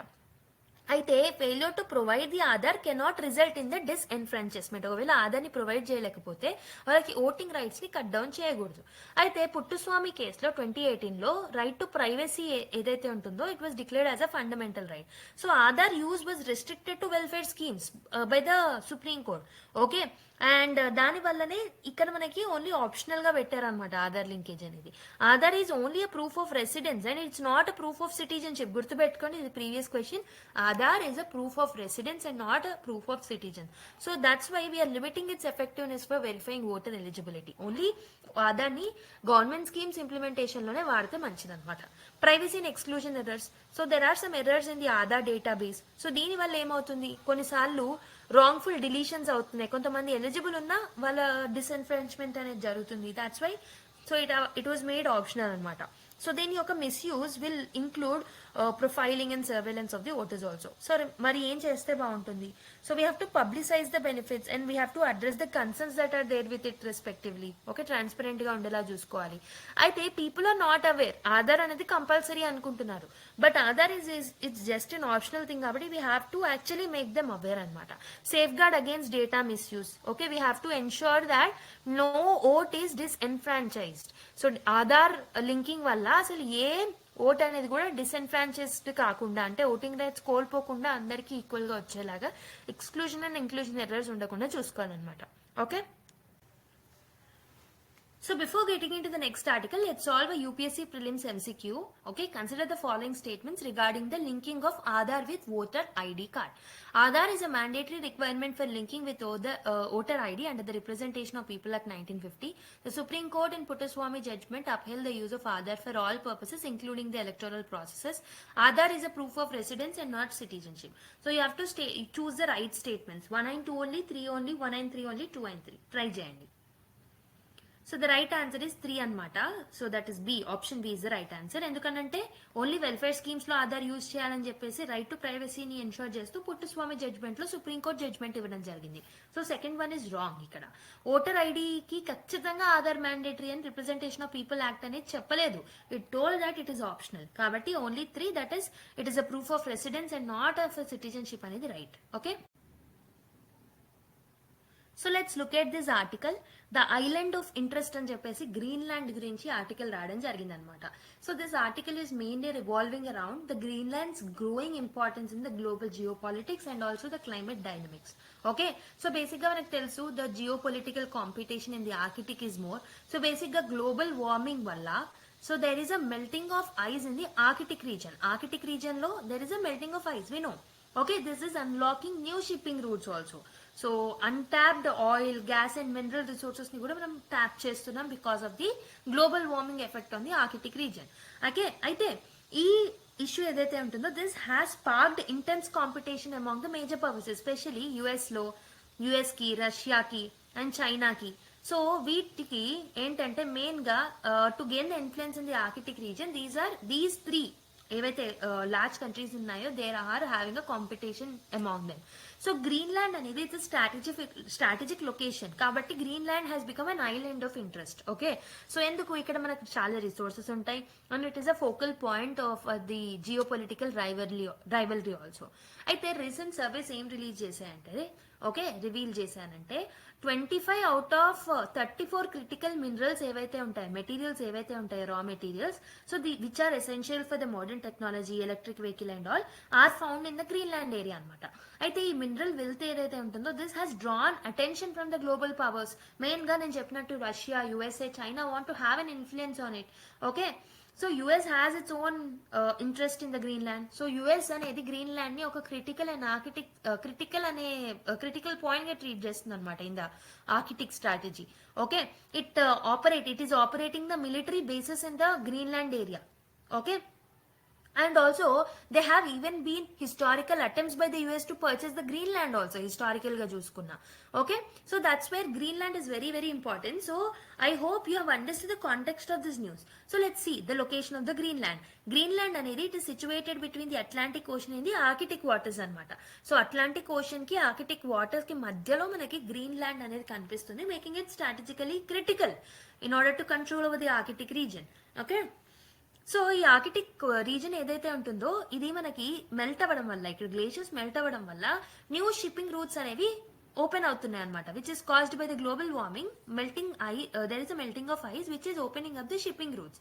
సో దీనివల్ల ట్రేడ్ రూట్స్ అనేవి డైవర్సిఫై అవుతున్న సమయంలో this has become a critical point అనమాట. Okay, so sovereignty and autonomy. So Greenland అనేది ఒక అటానమస్ టెరిటరీ అనమాట. ఇది డెన్మార్క్ కంట్రోల్ చేస్తూ ఉంటుంది. సో దానికి అంటూ ఓన్ పార్లమెంట్ అనేది ఉంటుంది. అక్కడ డొమెస్టిక్ అఫైర్స్ ని కూడా డెన్మార్క్ మెయింటైన్ చేస్తూ ఉంటుంది. For example business, immigration and mining and all. And foreign policies, monetary policies, defence policies ఏవైతే ఉన్నాయో these are also managed by the Denmark only. Okay, so అయితే it has many critical mineral resources అనమాట. ఒక 2025 survey ఏం reveal చేస్తుందంటే 25 out of the 34 critical raw materials which are required for the electric vehicles, emerging technologies, EVs and all కి use అయ్యే minerals ఏవైతే ఉంటాయో అవి గ్రీన్లాండ్ లో మనకు దొరుకుతున్నాయి. Greenland mineral wealth make it strategically important, especially China dominance అనేది తగ్గించడానికి in the area of the critical minerals. Definite గా గ్రీన్లాండ్ విల్ హెల్ప్ అనమాట. Okay, so if you look at the global interest, the US operates a military base in the Greenland. Already చెప్పినాను. So previous గా కూడా మనకేంటంటే US tried to purchase the Greenland అనమాట. So and also to counter the Russia-China cooperation also, US is making its efforts to showcase its interest on the Greenland. Okay, so ఈ melting of ice in the Greenland అనేది it is helping for tapping the untapped mineral resources that were there. అక్కడ ఉన్న oil, gas అన్ని మనం ఇప్పుడు use చేసుకోవచ్చు అనమాట. Historical గా కూడా during world war II US briefly occupied Greenland when Denmark was under the Nazi occupation. Okay, Denmark Nazi కింద ఉన్నప్పుడు గ్రీన్లాండ్ ని ఆక్యుపై చేసుకుంది యుఎస్ ప్రీవియస్ గా కూడా. 1979లో so the Greenland was granted home rule by Denmark, furthering its autonomy. అయితే climate and strategic implication చూసుకుంటే ఈ మెల్టింగ్ ఆఫ్ ఐస్ ఏదైతే ఉంటుందో due to global warming, it is creating the geo political competition in the Arctic regions. Okay, with respect to Russia, China, US, they are actually finding this new trade routes as an opportunity. Okay, US interest కూడా ఎక్కువగా ఉంది. US under the president Trump previously floated the idea of buying Greenland also to gain the control over the resources, strategic advantages తీసుకురావడానికి. Okay, so if you look at the area of Greenland over here, so ఇక్కడ మనకి Greenland కి ఇక్కడ ఏంటంటే ఇటువైపు మనకి Denmark అనేది ఉంటుంది, ఇక్కడ యుఎస్ అండ్ కెనడా. ఓకే, ఇది కెనడా, మనకి యుఎస్, కెనడా ఇవన్నీ ఉంటాయి అనమాట. So this is the location of the Greenland. గుర్తుపెట్టుకోండి, Greenland is over here. Okay, so now let's go to another article. An unlikely mystery, studies shed new light on how genes are made అని చెప్పేసి ఒక article రావడం జరిగింది. So basically ఈ ఆర్టికల్లో it is delving into how genes are created, అసలు genes ఎలా create అవ్వబడ్డాయి and how they have evolved over time అనేది ఇక్కడ మెన్షన్ చేశారు. So this article is shedding light on important complex processes ఏవైతే genetic డైవర్సిటీకి ఓకే జెనెటిక్ డైవర్సిటీని ensure చేసే కాంప్లెక్స్ ప్రాసెసెస్ గురించి ఇందులో ఎక్స్ప్లెయిన్ చేయడం జరిగింది and how it has led to innovation అనేది కూడా చెప్పడం జరిగింది అనమాట. So this article is based upon the recent studies ఏవైతే జరిగాయో, like they have recent studies have explored the role of gene duplication అనమాట. అండ్ ఏవైతే న్యూ జీన్స్ కి సంబంధించిన ఫార్మేషన్ కి సంబంధించిన స్టడీస్ ఉంటాయో వాటి బట్టి ఈ ఆర్టికల్ రాయడం జరిగింది అనమాట. అయితే ఈ రీసెర్చ్ ఏదైతే ఉంటుందో it's significant, it is very much significant in human evolution, genetic diseases ని ట్రీట్ చేయడానికి, అడ్వాన్స్మెంట్ జెనెటిక్ ఇంజనీరింగ్ లో ఫర్దర్ అడ్వాన్స్మెంట్స్ ని తీసుకురావడానికి స్టడీస్ అనేవి వెరీ ఇంపార్టెంట్ అవుతాయి. అయితే let's see look at the things in detail. So if you look at the basics of DNA and chromosomes, డిఎన్ఏలో మనకి 24 మాలిక్యూల్స్ ఉంటాయి అనమాట. సో బేసిక్ గా దీనికన్నా ముందు let me tell you what is genes. Genes అనేవి they are the functional units అనమాట. So genes అనేవి they are the functional units of the DNA. Okay, so ఈ జీన్స్ ఏం చేస్తాయి అంటే they will encode for the proteins అనమాట. ప్రోటీన్స్ ని ఫార్మ్ చేయడానికి హెల్ప్ చేస్తాయి through translation and transcription processes. అయితే మనకి ఆల్రెడీ చెప్పినట్టు డిఎన్ఏలో 24 మాలిక్యూల్స్ ఉంటాయి, 22 ఏమో ఇందులో 22 పేర్స్ ఏమో ఆటోజోమ్స్ అనమాట, 1 పేర్ ఆఫ్ సెక్స్ క్రోమోజోమ్స్ అనేవి ఉంటాయి అనమాట. ఫర్ ఎగ్జాంపుల్ ఎక్స్ అనేది ఫీమేల్ కి సంబంధించినవి, XY అనేవి మేల్ కి సంబంధించినవి. I hope you all know the basics of it. Okay, అయితే ఒక సెల్లో we receive 1 set of chromosomes from the each parent అనమాట. అయితే we have to know also about the gene duplication theory. So this is basically proposed by Japanese American biologist Susumu Ohno. Okay, so in 1970లో gene duplication థియరీని propose చేయడం జరిగిందనమాట. Okay, so basically new genes అనేవి ఎలా form అవుతాయంటే gene duplication అనే process ద్వారా form అవుతాయని చెప్పేసి తను చెప్పడం జరిగింది ఈ బయాలజిస్ట్. అయితే 1 కాపీ రిటైన్స్, ఈ జీన్ డూప్లికేషన్ జరిగేటప్పుడు ఒక కాపీ ఆఫ్ జీన్స్ ఏంటంటే they will retain the original function అనమాట. ఒరిజినల్గా ఎలా ఉండేవో అలానే ఉంటాయి. Whereas other copy of the jeans ఏవైతే ఉంటాయో they will mutate. Okay, new functions కి గెయిన్ చేస్తాయి అనమాట అదర్ కాపీ. ఇలా మనకి జెనెటిక్ వేరియేషన్ అనేది జరుగుతూ వస్తూ ఉంటుంది అనమాట.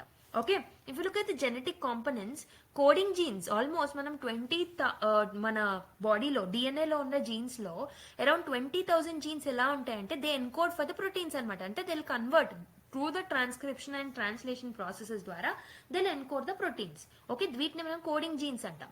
And there are some non coding genes also. Okay, ఈ నాన్ కోడింగ్ జీన్స్ ఏం చేస్తాయి, జీన్ ఎక్స్ప్రెషన్ ని రెగ్యులేట్ చేస్తూ ఉంటాయి. ఓకే, సో ఎప్పుడు జీన్స్ యాక్టివేట్ అవ్వాలి, ఎక్కడ జీన్స్ యాక్టివేట్ అవ్వాలి అనేది చూసుకునేవే నాన్ కోడింగ్ జీన్స్ అనమాట. అయితే ఇన్ దిస్ కాంటెక్స్ట్ ఈ ఆర్టికల్ ఇంకేం మెన్షన్ చేశారంటే ఎపిజెనెటిక్స్ అండ్ ఎవల్యూషన్ గురించి చెప్పారనమాట. Okay, so promoters in the gene regulate gene expression. So ఈ ప్రమోటర్స్ ఏవైతే ఉంటాయో జీన్స్ లో జీనోమ్ లో ఇవేం చేస్తాయి, జీన్ ఎక్స్ప్రెషన్స్ ని రెగ్యులేట్ చేస్తాయి అనమాట. ఓకే, దీని ద్వారా ఎంటైర్ గా న్యూ జీన్స్ అనేవి ఫామ్ అవుతాయి. Random DNA inserts and duplications play significant role in the evolution and the adaption process also. Okay, so what are the random DNA inserts అంటే DNA inserts ఏవైతే ఉంటాయో and duplications ఏవైతే ఉంటాయో they occur randomly అనమాట. Okay, random DNAs లో DNA inserts అనేవి and duplications అనేవి చాలా ర్యాండమ్ గా జరుగుతూ ఉంటాయి అనమాట. ఓకే, దీనివల్ల ఒక్కొక్కసారి ఒక ఎంటైర్లీ న్యూ జీన్స్ అనేది ఫామ్ అయ్యే ఛాన్సెస్ ఉంటాయి. సో ఈ చేంజెస్ అనేవి జెనెటిక్ డైవర్సిటీకి ఎవల్యూషన్ కి హెల్ప్ఫుల్ అవుతాయి అనమాట. Okay, so why is this important, ఈ స్టడీ ఎందుకు ఇంపార్టెంట్ అని చెప్పాను. జెనెటిక్ ట్రయడ్స్ అనేవి ఎలా ఎమర్జ్ అవుతూ వస్తున్నాయి, డైవర్సిటీ ఎలా వస్తుంది అనేది మనం తెలుసుకోగలుగుతాం. So this will helping us know the biological diversity, biological complexities ఎలా ఉన్నాయి కూడా మనకు తెలుస్తాయి అనమాట. Okay, this will help the scientist to address the genetic disorders. Okay, genetic engineering ని ఎన్హాన్స్ చేయడానికి కూడా ఈ స్టడీస్ హెల్ప్ అవుతాయి. ఇక్కడ మీకు నేర్చుకోవాల్సిన ఇంపార్టెంట్ టర్మ్ ఏంటంటే జీన్ ఎక్స్ప్రెషన్. జీన్ ఎక్స్ప్రెషన్ అంటే ఏంటి, the process by which information from a gene is used to synthesize the protein.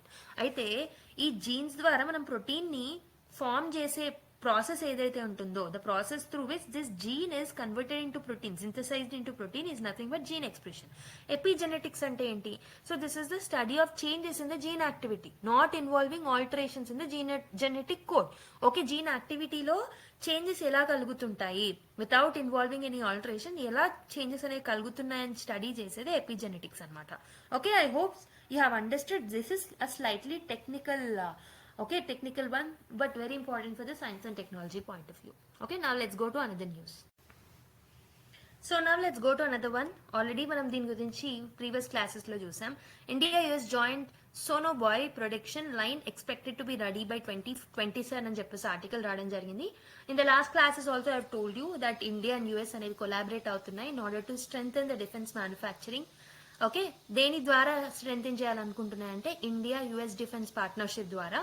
Okay, so they are going to jointly produce this sonobuoys. Sonobuoys అంటే ఏంటి, sonobuoys అనేవి they are the devices. So ఈ devices దేనికి use చేస్తామంటే submarine anti submarine warfare కిందకి use చేస్తాం అనమాట. అంటే we use this sonobuoys, so these are the devices, we use them in order to do the underwater surveillance. Okay, so for example మిగతా submarines ని detect చేయడానికి, naval activities ని track చేయడానికి sonobuoys అనేవి helpful అవుతాయి అనమాట. So ఈ manufacturing 2027 వరకు కంప్లీట్ అవుతుంది అని చెప్పేసి ఒక ఆర్టికల్ రావడం జరిగింది ఈరోజు. అయితే why it is significant, it enhances India self reliance in the defence production and also US కి ఇండియాకున్న బైలేటరల్ టైస్ ని స్ట్రెంథెన్ అప్ చేయగలుగుతాము. So the production line is expected to operational by 2027. Okay, so that's why it is important. This is important for the GS2 point of view, international relations, and also GS3 lo defense technology ki use chesukochu. Okay, now let's go to another one. Let's look at another article. Youth power will make India a developed nation, says Modi. So he advises younger generation to step out of the comfort zone. He advised the youth to take risks, and he advised them to step towards the empowerment. Okay, అయితే ఈ while addressing the Viksit Bharat youth leaders, young leaders dialogue ఏదైతే ఉంటుందో దాన్ని address చేసేటప్పుడు ఈ statements ని నరేంద్ర మోదీ గారు చెప్పడం జరిగింది. We know that recently we have celebrated national youth day. Okay, youth power అనేది it will make India developed nation అని చెప్పేసి మోదీ అనడం జరిగింది అనమాట. He emphasised the role of youth. mainly in order to convert Bharat into Viksit Bharat. Okay, 2047 కల్లా మనము ఏంటంటే we are in the Amrit Kaal కాబట్టి ఇక్కడ ఈ విజన్ ని మనం అచీవ్ చేయాలంటే in order to become Viksit Bharat definite గా ఈ అమృత్ కాలంలో మనకి యూత్ అనే వాళ్ళు చాలా ఇంపార్టెంట్ అని చెప్పేసి చెప్పారనమాట. Youth are actually helpful for the innovation, entrepreneurship కి, నేషన్ బిల్డింగ్ కి కూడా యూత్ అనే వాళ్ళు ఇంపార్టెంట్ అనమాట. సో బేసిక్ గా he emphasise that government initiatives like skill India కానివ్వండి, స్టార్ట్అప్ ఇండియా కానివ్వండి, నేషనల్ ఎడ్యుకేషన్ పాలసీ ఏవైతే ఉంటాయో these are empowering the younger generation అని చెప్పేసి నరేంద్ర మోదీ గారు మెన్షన్ చేయడం జరిగిందనమాట. అయితే he also told that youth driven economic growth ఏదైతే ఉంటుందో, ఇన్నోవేషన్ ఏదైతే ఉంటుందో, this will help India to transform into the global leader. Okay, so this is about this particular news. So మనం రీసెంట్ గా స్పేడెక్స్ మిషన్ గురించి already చూసాం. Docking trial ISRO overcomes drift nudges satellite closer అని చెప్పేసి article రావడం జరిగిందనమాట. అయితే ISRO has made significant progress in the space docking technology. మనకు తెలుసు it's a complex thing. Main గా మనకి స్పేస్ ఎక్స్ప్లోరేషన్ మిషన్స్ ఫ్యూచర్ లో తీసుకొచ్చే వాటికి, స్పేస్ స్టేషన్స్ ని డెవలప్ చేయడానికి, ఇంటర్ ప్లానెటరీ మిషన్స్ ని తీసుకురావడానికి డాకింగ్ ఎక్స్పెరిమెంట్ అనేది చాలా అవసరమని మనం లాట్ ఆఫ్ టైమ్స్ ఇప్పటికే డిస్కస్ చేసాం. డిసెంబర్ నుంచి డిస్కస్ చేస్తూనే వస్తున్నాం. అయితే what are the details of this trial అంటే, డాకింగ్ అనేది ఆల్రెడీ చెప్పినట్టు it is the process way 2 spacecrafts కానివ్వండి లేదా శాటిలైట్స్ కానివ్వండి వీటిని రెండింటిని దగ్గరికి తీసుకురావడమే డాకింగ్ అనమాట. ఓకే, బేసిక్ గా ఇలా దగ్గరికి తీసుకురావడం వల్ల there can be helpful. Okay, ఈ డాకింగ్ ఎక్స్పెరిమెంట్ సక్సెస్ అయితే ఫ్యూచర్ లో మనం తీసుకెళ్లే మిషన్స్ కి రీఫ్యూయలింగ్ చేసేటప్పుడు, రిపేరింగ్స్ చేసేటప్పుడు, అసెంబ్లీ చేసేటప్పుడు ఈ డాకింగ్ అనేది హెల్ప్ఫుల్ అవుతుంది అనమాట. అయితే ISRO has conducted a successful trial. Okay, it has become successful by overcoming the drift challenges and proper alignment అనేది, ప్రిసైజ్ అలైన్మెంట్ అనేది జరిగిందనమాట. Okay, so between the 2 satellites. So this is the update of this news. ఈ trial అనేది it's a milestone in order to come up with ISRO's human space flight programme also, that is Gaganyaan. Future plans లో manned mission that is Gaganyaan కి helpful అవుతుంది అనమాట. అయితే ఈ docking అనేది దేనికి హెల్ప్ఫుల్ అవుతుంది? టెక్నాలజికల్ అడ్వాన్స్మెంట్ లో, ఫ్యూచర్ లో తీసుకొచ్చే మెషిన్స్ లో, ఇంటర్నేషనల్ కొలాబరేషన్ లో హెల్ప్ఫుల్ అవుతుంది. And it will help in coming up with cost effective solutions also. లో కాస్ట్ లో మనం స్పేస్ మిషన్స్ ని లాంచ్ చేయొచ్చు. Okay, it will strengthen the achievement of it. Okay, so that is why it was in the news. So by bringing chaser and target within the 3 meters of each other before moving them to safe distance, the agency has overcome last week's setback caused by unexpected drift. Docking will be done after analyzing the trial data, says the agency అని చెప్పేసి. అంటే ఇక్కడ ఏంటంటే basic గా మనకు చిన్న update అనమాట. అయితే 3 meters దూరంలోకి వచ్చాయి. బై బ్రింగింగ్ చేసర్ అండ్ టార్గెట్, చేసర్ ని టార్గెట్ ని అంటే ఈ 2 satellites ని 3 meters దూరంలోకి తీసుకురాగలిగారు. ఓకే, సో ఇంతకు ముందు ఏంటంటే డీలేస్ అవుతూ వచ్చాయి, but now they were able to bring it 3 meters close. Okay, so the agency also, the ISRO ఏం చెప్పింది అంటే it has told that they have overcome the last week's setback. Last week లో వాళ్ళు చూసిన setback ని overcome చేయగలిగారు, which is caused by unexpected drift. Okay, so అయితే మొత్తం క్లియర్ గా డేటాని అనలైజ్ చేసిన తర్వాత final docking will be done అని చెప్పేసి చెప్పడం జరిగింది. So train to dock 2 satellites in space for the first time, organization announced early on Sunday that they were bought within 3 meters distance కి తీసుకురాగలిగారు in the trial attempt. Okay, it then moved them back to a safe distance. Okay, 3 meters దగ్గర తీసుకొచ్చి మళ్ళీ safe distance కి తీసుకెళ్లిపోయారు. Space docking, SpaDeX docking update, a trial attempt to reach up to 15 meters and further to 3 meters is done. Okay, 3 meters వరకు తీసుకురాగలిగారు. Moving back spacecraft to the safe distance and the docking process will be done after analyzing the data further అని చెప్పేసి Twitter లో వాళ్ళు announce చేయడం జరిగింది అనమాట. So this is an important project of the ISRO. SpaDeX mission అనేది it was designed to develop and demonstrate the technology which is needed for the spacecraft. Okay, docking experiment అనేది future లో తీసుకెళ్లే machines కి కూడా very very important అవుతుంది అనమాట. Okay, I hope you have understood this thing. So let's look at another article. Is groundwater contamination high in India అని ఒక article రావడం జరిగింది. So this is basically from the Sunday's newspaper. Okay, so India is one of the largest consumers of groundwater globally, మనకు తెలిసిందే. Okay, 85% of rural areas and 50% of the urban areas ఏవైతే ఉంటాయో ఈ water needs అనేవి they are being met by the okay ground water only. However contamination అనేది it has becoming a pressing issue. Okay, మనకి మెయిన్గా pollution వల్ల, over extraction వల్ల contamination has become a pressing issue. అయితే కంటామినెంట్స్ ఏమేమి మనం చూసాము, what are the different contaminants that are there in the ground water. First one is arsenic అనమాట. బేసిక్గా ఆర్సెనిక్ ఎక్కువగా మనం వెస్ట్ బెంగాల్లో చూస్తున్నాం అండ్ ఆల్సో బీహార్, యూపీలో.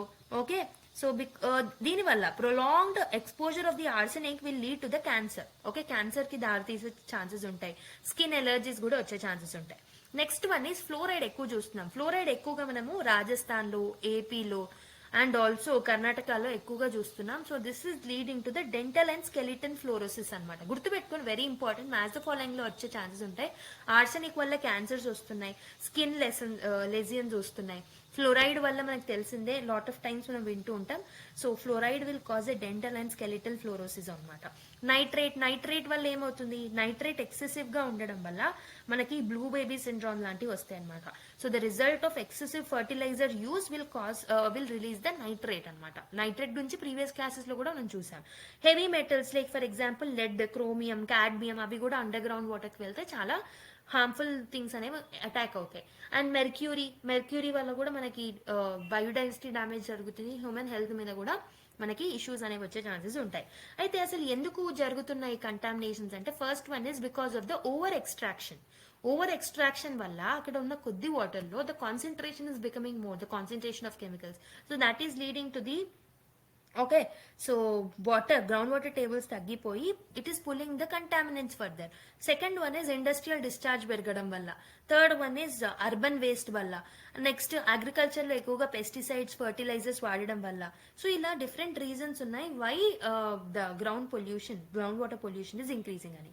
అయితే సొల్యూషన్స్ ఏంటి, వీటిని మనము ట్యాకిల్ చేయాలంటే ఏం చేయొచ్చు అని అంటే, we have to promote another techniques like rain water harvesting, aquifer recharge techniques ని వాడొచ్చు. Community awareness programmes, generation programmes మనం జనరేట్ చేయాలి. We have to strictly implement the ground water protection policies. Okay, guidelines ని proper గా implement చేయాలి. Okay, so this is about this article. Now let's go to next. So now let's go to another one. Kolkata second in the global list of cities with slowest traffic. Bangalore third అని చెప్పేసి article రావడం జరిగింది. Basic గా global traffic report ఎవరిచ్చారు అని అంటే Tom traffic index అనమాట. Tom traffic index అనే వాళ్ళు they have given this particular global traffic report. They have ranked Calcutta as the second slowest city for traffic globally. Okay, అయితే ఈ బెంగళూరు అనేది థర్డ్ ప్లేస్ లో ఉండడం జరిగింది అనమాట. If you look at the కల్కత్తాలో average speed of around 19 km/h ఉందన్నమాట. Okay, so దీనివల్ల లాట్ ఆఫ్ కంజెషన్ అనేది కాజ్ అవుతుంది. Next one is Bengaluru is also known as IT hubs అని మనకు తెలిసిందే. హై డెన్సిటీ ఆఫ్ వెహికల్స్ ఉంటాయి ఇక్కడ and limited public transport infrastructure అనేది ఉంటుందన్నమాట. అయితే what are the causes of the traffic congestion అనేది మనకు తెలియాలి. అయితే దేని వల్ల ట్రాఫిక్ కంజెషన్ పెరుగుతుంది, అర్బనైజేషన్, ర్యాపిడ్ పాపులేషన్ ఇంక్రీజ్ వల్ల. ఓకే, అండ్ దానికి తగ్గట్టు అదే పేస్ లో ఇన్ఫ్రాస్ట్రక్చర్ అనేది డెవలప్ అవ్వట్లేదు. వెహికల్ డెన్సిటీ ఎక్కువగా ఉంది. So because of the increase in the private vehicle ownership and because of the lack of efficient public transport, so that is also increasing the vehicle density and traffic congestion. Urban planning అనేది చాలా poor గా ఉండడం వల్ల narrow roads, unplanned intersections, parking spaces అనేవి sufficient గా లేకపోవడం, inefficient traffic management. So ఇలా different reasons వల్ల మనకి ట్రాఫిక్ కంజెషన్ అనేది పెరుగుతుంది. అయితే దీనివల్ల ఏం ఇంపాక్ట్ ఉంటుంది అంటే, this will lead to the economic loss. Billions of rupees మనం లూజ్ అవుతాం because of the wastage of fuel and time. Also environmental damage జరుగుతుంది. హై వెహికులర్ ఎమిషన్స్ వల్ల ఎయిర్ క్వాలిటీ దెబ్బతింటుంది and it will create stress on the citizens also. Okay, ఇలా different issues అనేవి ఉంటాయి. What should be the solution? మరి traffic congestions ని solve చేయాలంటే ఏం చేయాలి? Mass rapid transit systems like metro rail లాంటివి ప్రమోట్ చేయాలి. Okay, and we have to come up with the cycling friendly infrastructure, car pooling లాంటివి తీసుకురావాలి, స్మార్ట్ ట్రాఫిక్ మేనేజ్మెంట్ సిస్టమ్స్ ని తీసుకురావాలి. So that will help in solving the issues with respect to traffic congestion. Okay, now let's go to another one. So the next one in the final article, India joins UN panel on data for official statistics అని ఒక article రావడం జరిగింది అనమాట. So అయితే India ఏం చేసిందంటే, it has been elected as a part of UN panel for like UN panel on data for official statistics. ఇది ఒక బాడీ అన్నమాట that advises on data collection, డేటాని ఎలా మేనేజ్ చేయాలి, okay, in order to improve the global statistical frameworks, డేటాని ఎలా improve చేయాలనేది ఈ ప్యానల్ డిసైడ్ చేస్తూ ఉంటుంది. Okay, it will advise. అయితే కీ డీటెయిల్స్ చూసుకుంటే ఈ ప్యానల్ అనేది it is focusing on స్టాండర్డైజింగ్ data in order to monitor the sustainable development goals. ఓకేనా, సో సస్టైనబుల్ డెవలప్మెంట్ గోల్స్ ని ట్యాకిల్ చేయడానికి దీనికి మనం సెటప్ చేయడం జరిగిందనమాట. సో ఇండియాస్ ఇంక్లూజన్ ఏదైతే ఉందో this highlights the growing prominence of India in the global arena. Basic గా డేటా గవర్నెన్స్ పరంగా ఇండియాకి మంచి నేమ్ ఉందని చెప్పొచ్చు విత్ రెస్పెక్ట్ టు ఇట్. అయితే ఇండియా యొక్క కాంట్రిబ్యూషన్స్ చూసుకుంటే ఇప్పటివరకు India has come up with some expertise in the digital infrastructure like Aadhaar లాంటివి తీసుకొచ్చాం, ఇండియా స్టాక్ లాంటివి తీసుకొచ్చాం, and we have use the technology for the real time data collections in the censuses surveys. Okay, digital డేటాని use చేసుకుంటున్నాం. We have shared the best practices. Okay, we are sharing the best practices for integrating traditional and modern data sources. Okay, traditional ని modern data sources ని ఎలా integrate చేసుకోవాలనేది కూడా మనం we are showcasing hour things అనమాట. అయితే దిస్ విల్ హెల్ప్ ఇన్, ఎందుకు ఇది significant, why India's contribution to it is significant ante it strengthens India's role in shaping the global data policies. Global data policies ni తీసుకురావడంలో India యొక్క role పెరుగుతుంది. It will help in better governance practices. Okay, and also we can align with our SDG goal targets అన్నమాట. But there are certain issues, concerns ఏమున్నాయి, data privacy concerns. Okay, we have discussed about that in detail today. Infrastructure gaps అనేవి ఉన్నాయి, we have to bridge the digital divide. Okay, అందుకు ఇంక్లూజివిటీని achieve చేయడానికి, inclusive data collection కోసం మనం digital డివైడ్ని address చేయాల్సిన అవసరం అనేది ఉంది. సో ఏం తీసుకొస్తే బాగుంటుంది, what should be the solution అంటే సైబర్ సెక్యూరిటీ మెజర్స్ని మనము తీసుకురావాలి. We have to strengthen up them. Data protection లాస్ని ఇంప్లిమెంట్ చేయాలి త్వరగా. We have to invest in capacity building of the statistical officers. So ఇవన్నీ చేస్తే we can improve the things that are there. Okay, so ఈ particular body important. So మీరు ఏం చేస్తారంటే ఈ పర్టికులర్ బాడీ యొక్క డీటెయిల్స్ ఏవైతే ఉంటే కొంచెం సర్చ్ చేసి కామెంట్ చేయండి. Let me see how many of you will answer about it. Okay, so that's it for today's video. Mari, we have discussed a number of articles which are important for the UPSC point of view, and Sunday newspaper nunchi kuda repeated news evaithe untayo avoid chesesi we are trying to include in the other days anamata. Sunday matram meeku raadu news analysis video anedi raadu. So we will be regularly uploading the videos from Monday to Saturday. Okay, stay tuned to us daily. Okay, ఎవరైతే చూస్తున్నారో regular basis లో చూడండి. And మీకు PDF friendly access కావాలి అంటే మళ్ళీ చెప్తున్నాను, I have told you in the starting of the video also that you need to go to the Tara is Telegram channel. So pinned comment లో mention చేసి ఉంటుంది అండ్ ఆల్సో డిస్క్రిప్షన్ బాక్స్ లో Telegram channel mention చేసి ఉంటుంది. So pinned comment ద్వారా అయిన మీరు Telegram ఛానల్లో ఆ పీడిఎఫ్ యాక్సెస్ ని తీసుకోవచ్చు, లేదా you can go through the description box also. Okay, నేను చెప్తున్నా కానీ some people are repeatedly asking కాబట్టి I'm stressing upon this issue. Okay, so that's it మరి. నెక్స్ట్ క్లాస్ లో మళ్ళీ కలుద్దాం. Until then, take care, bye bye, and keep smiling everyone.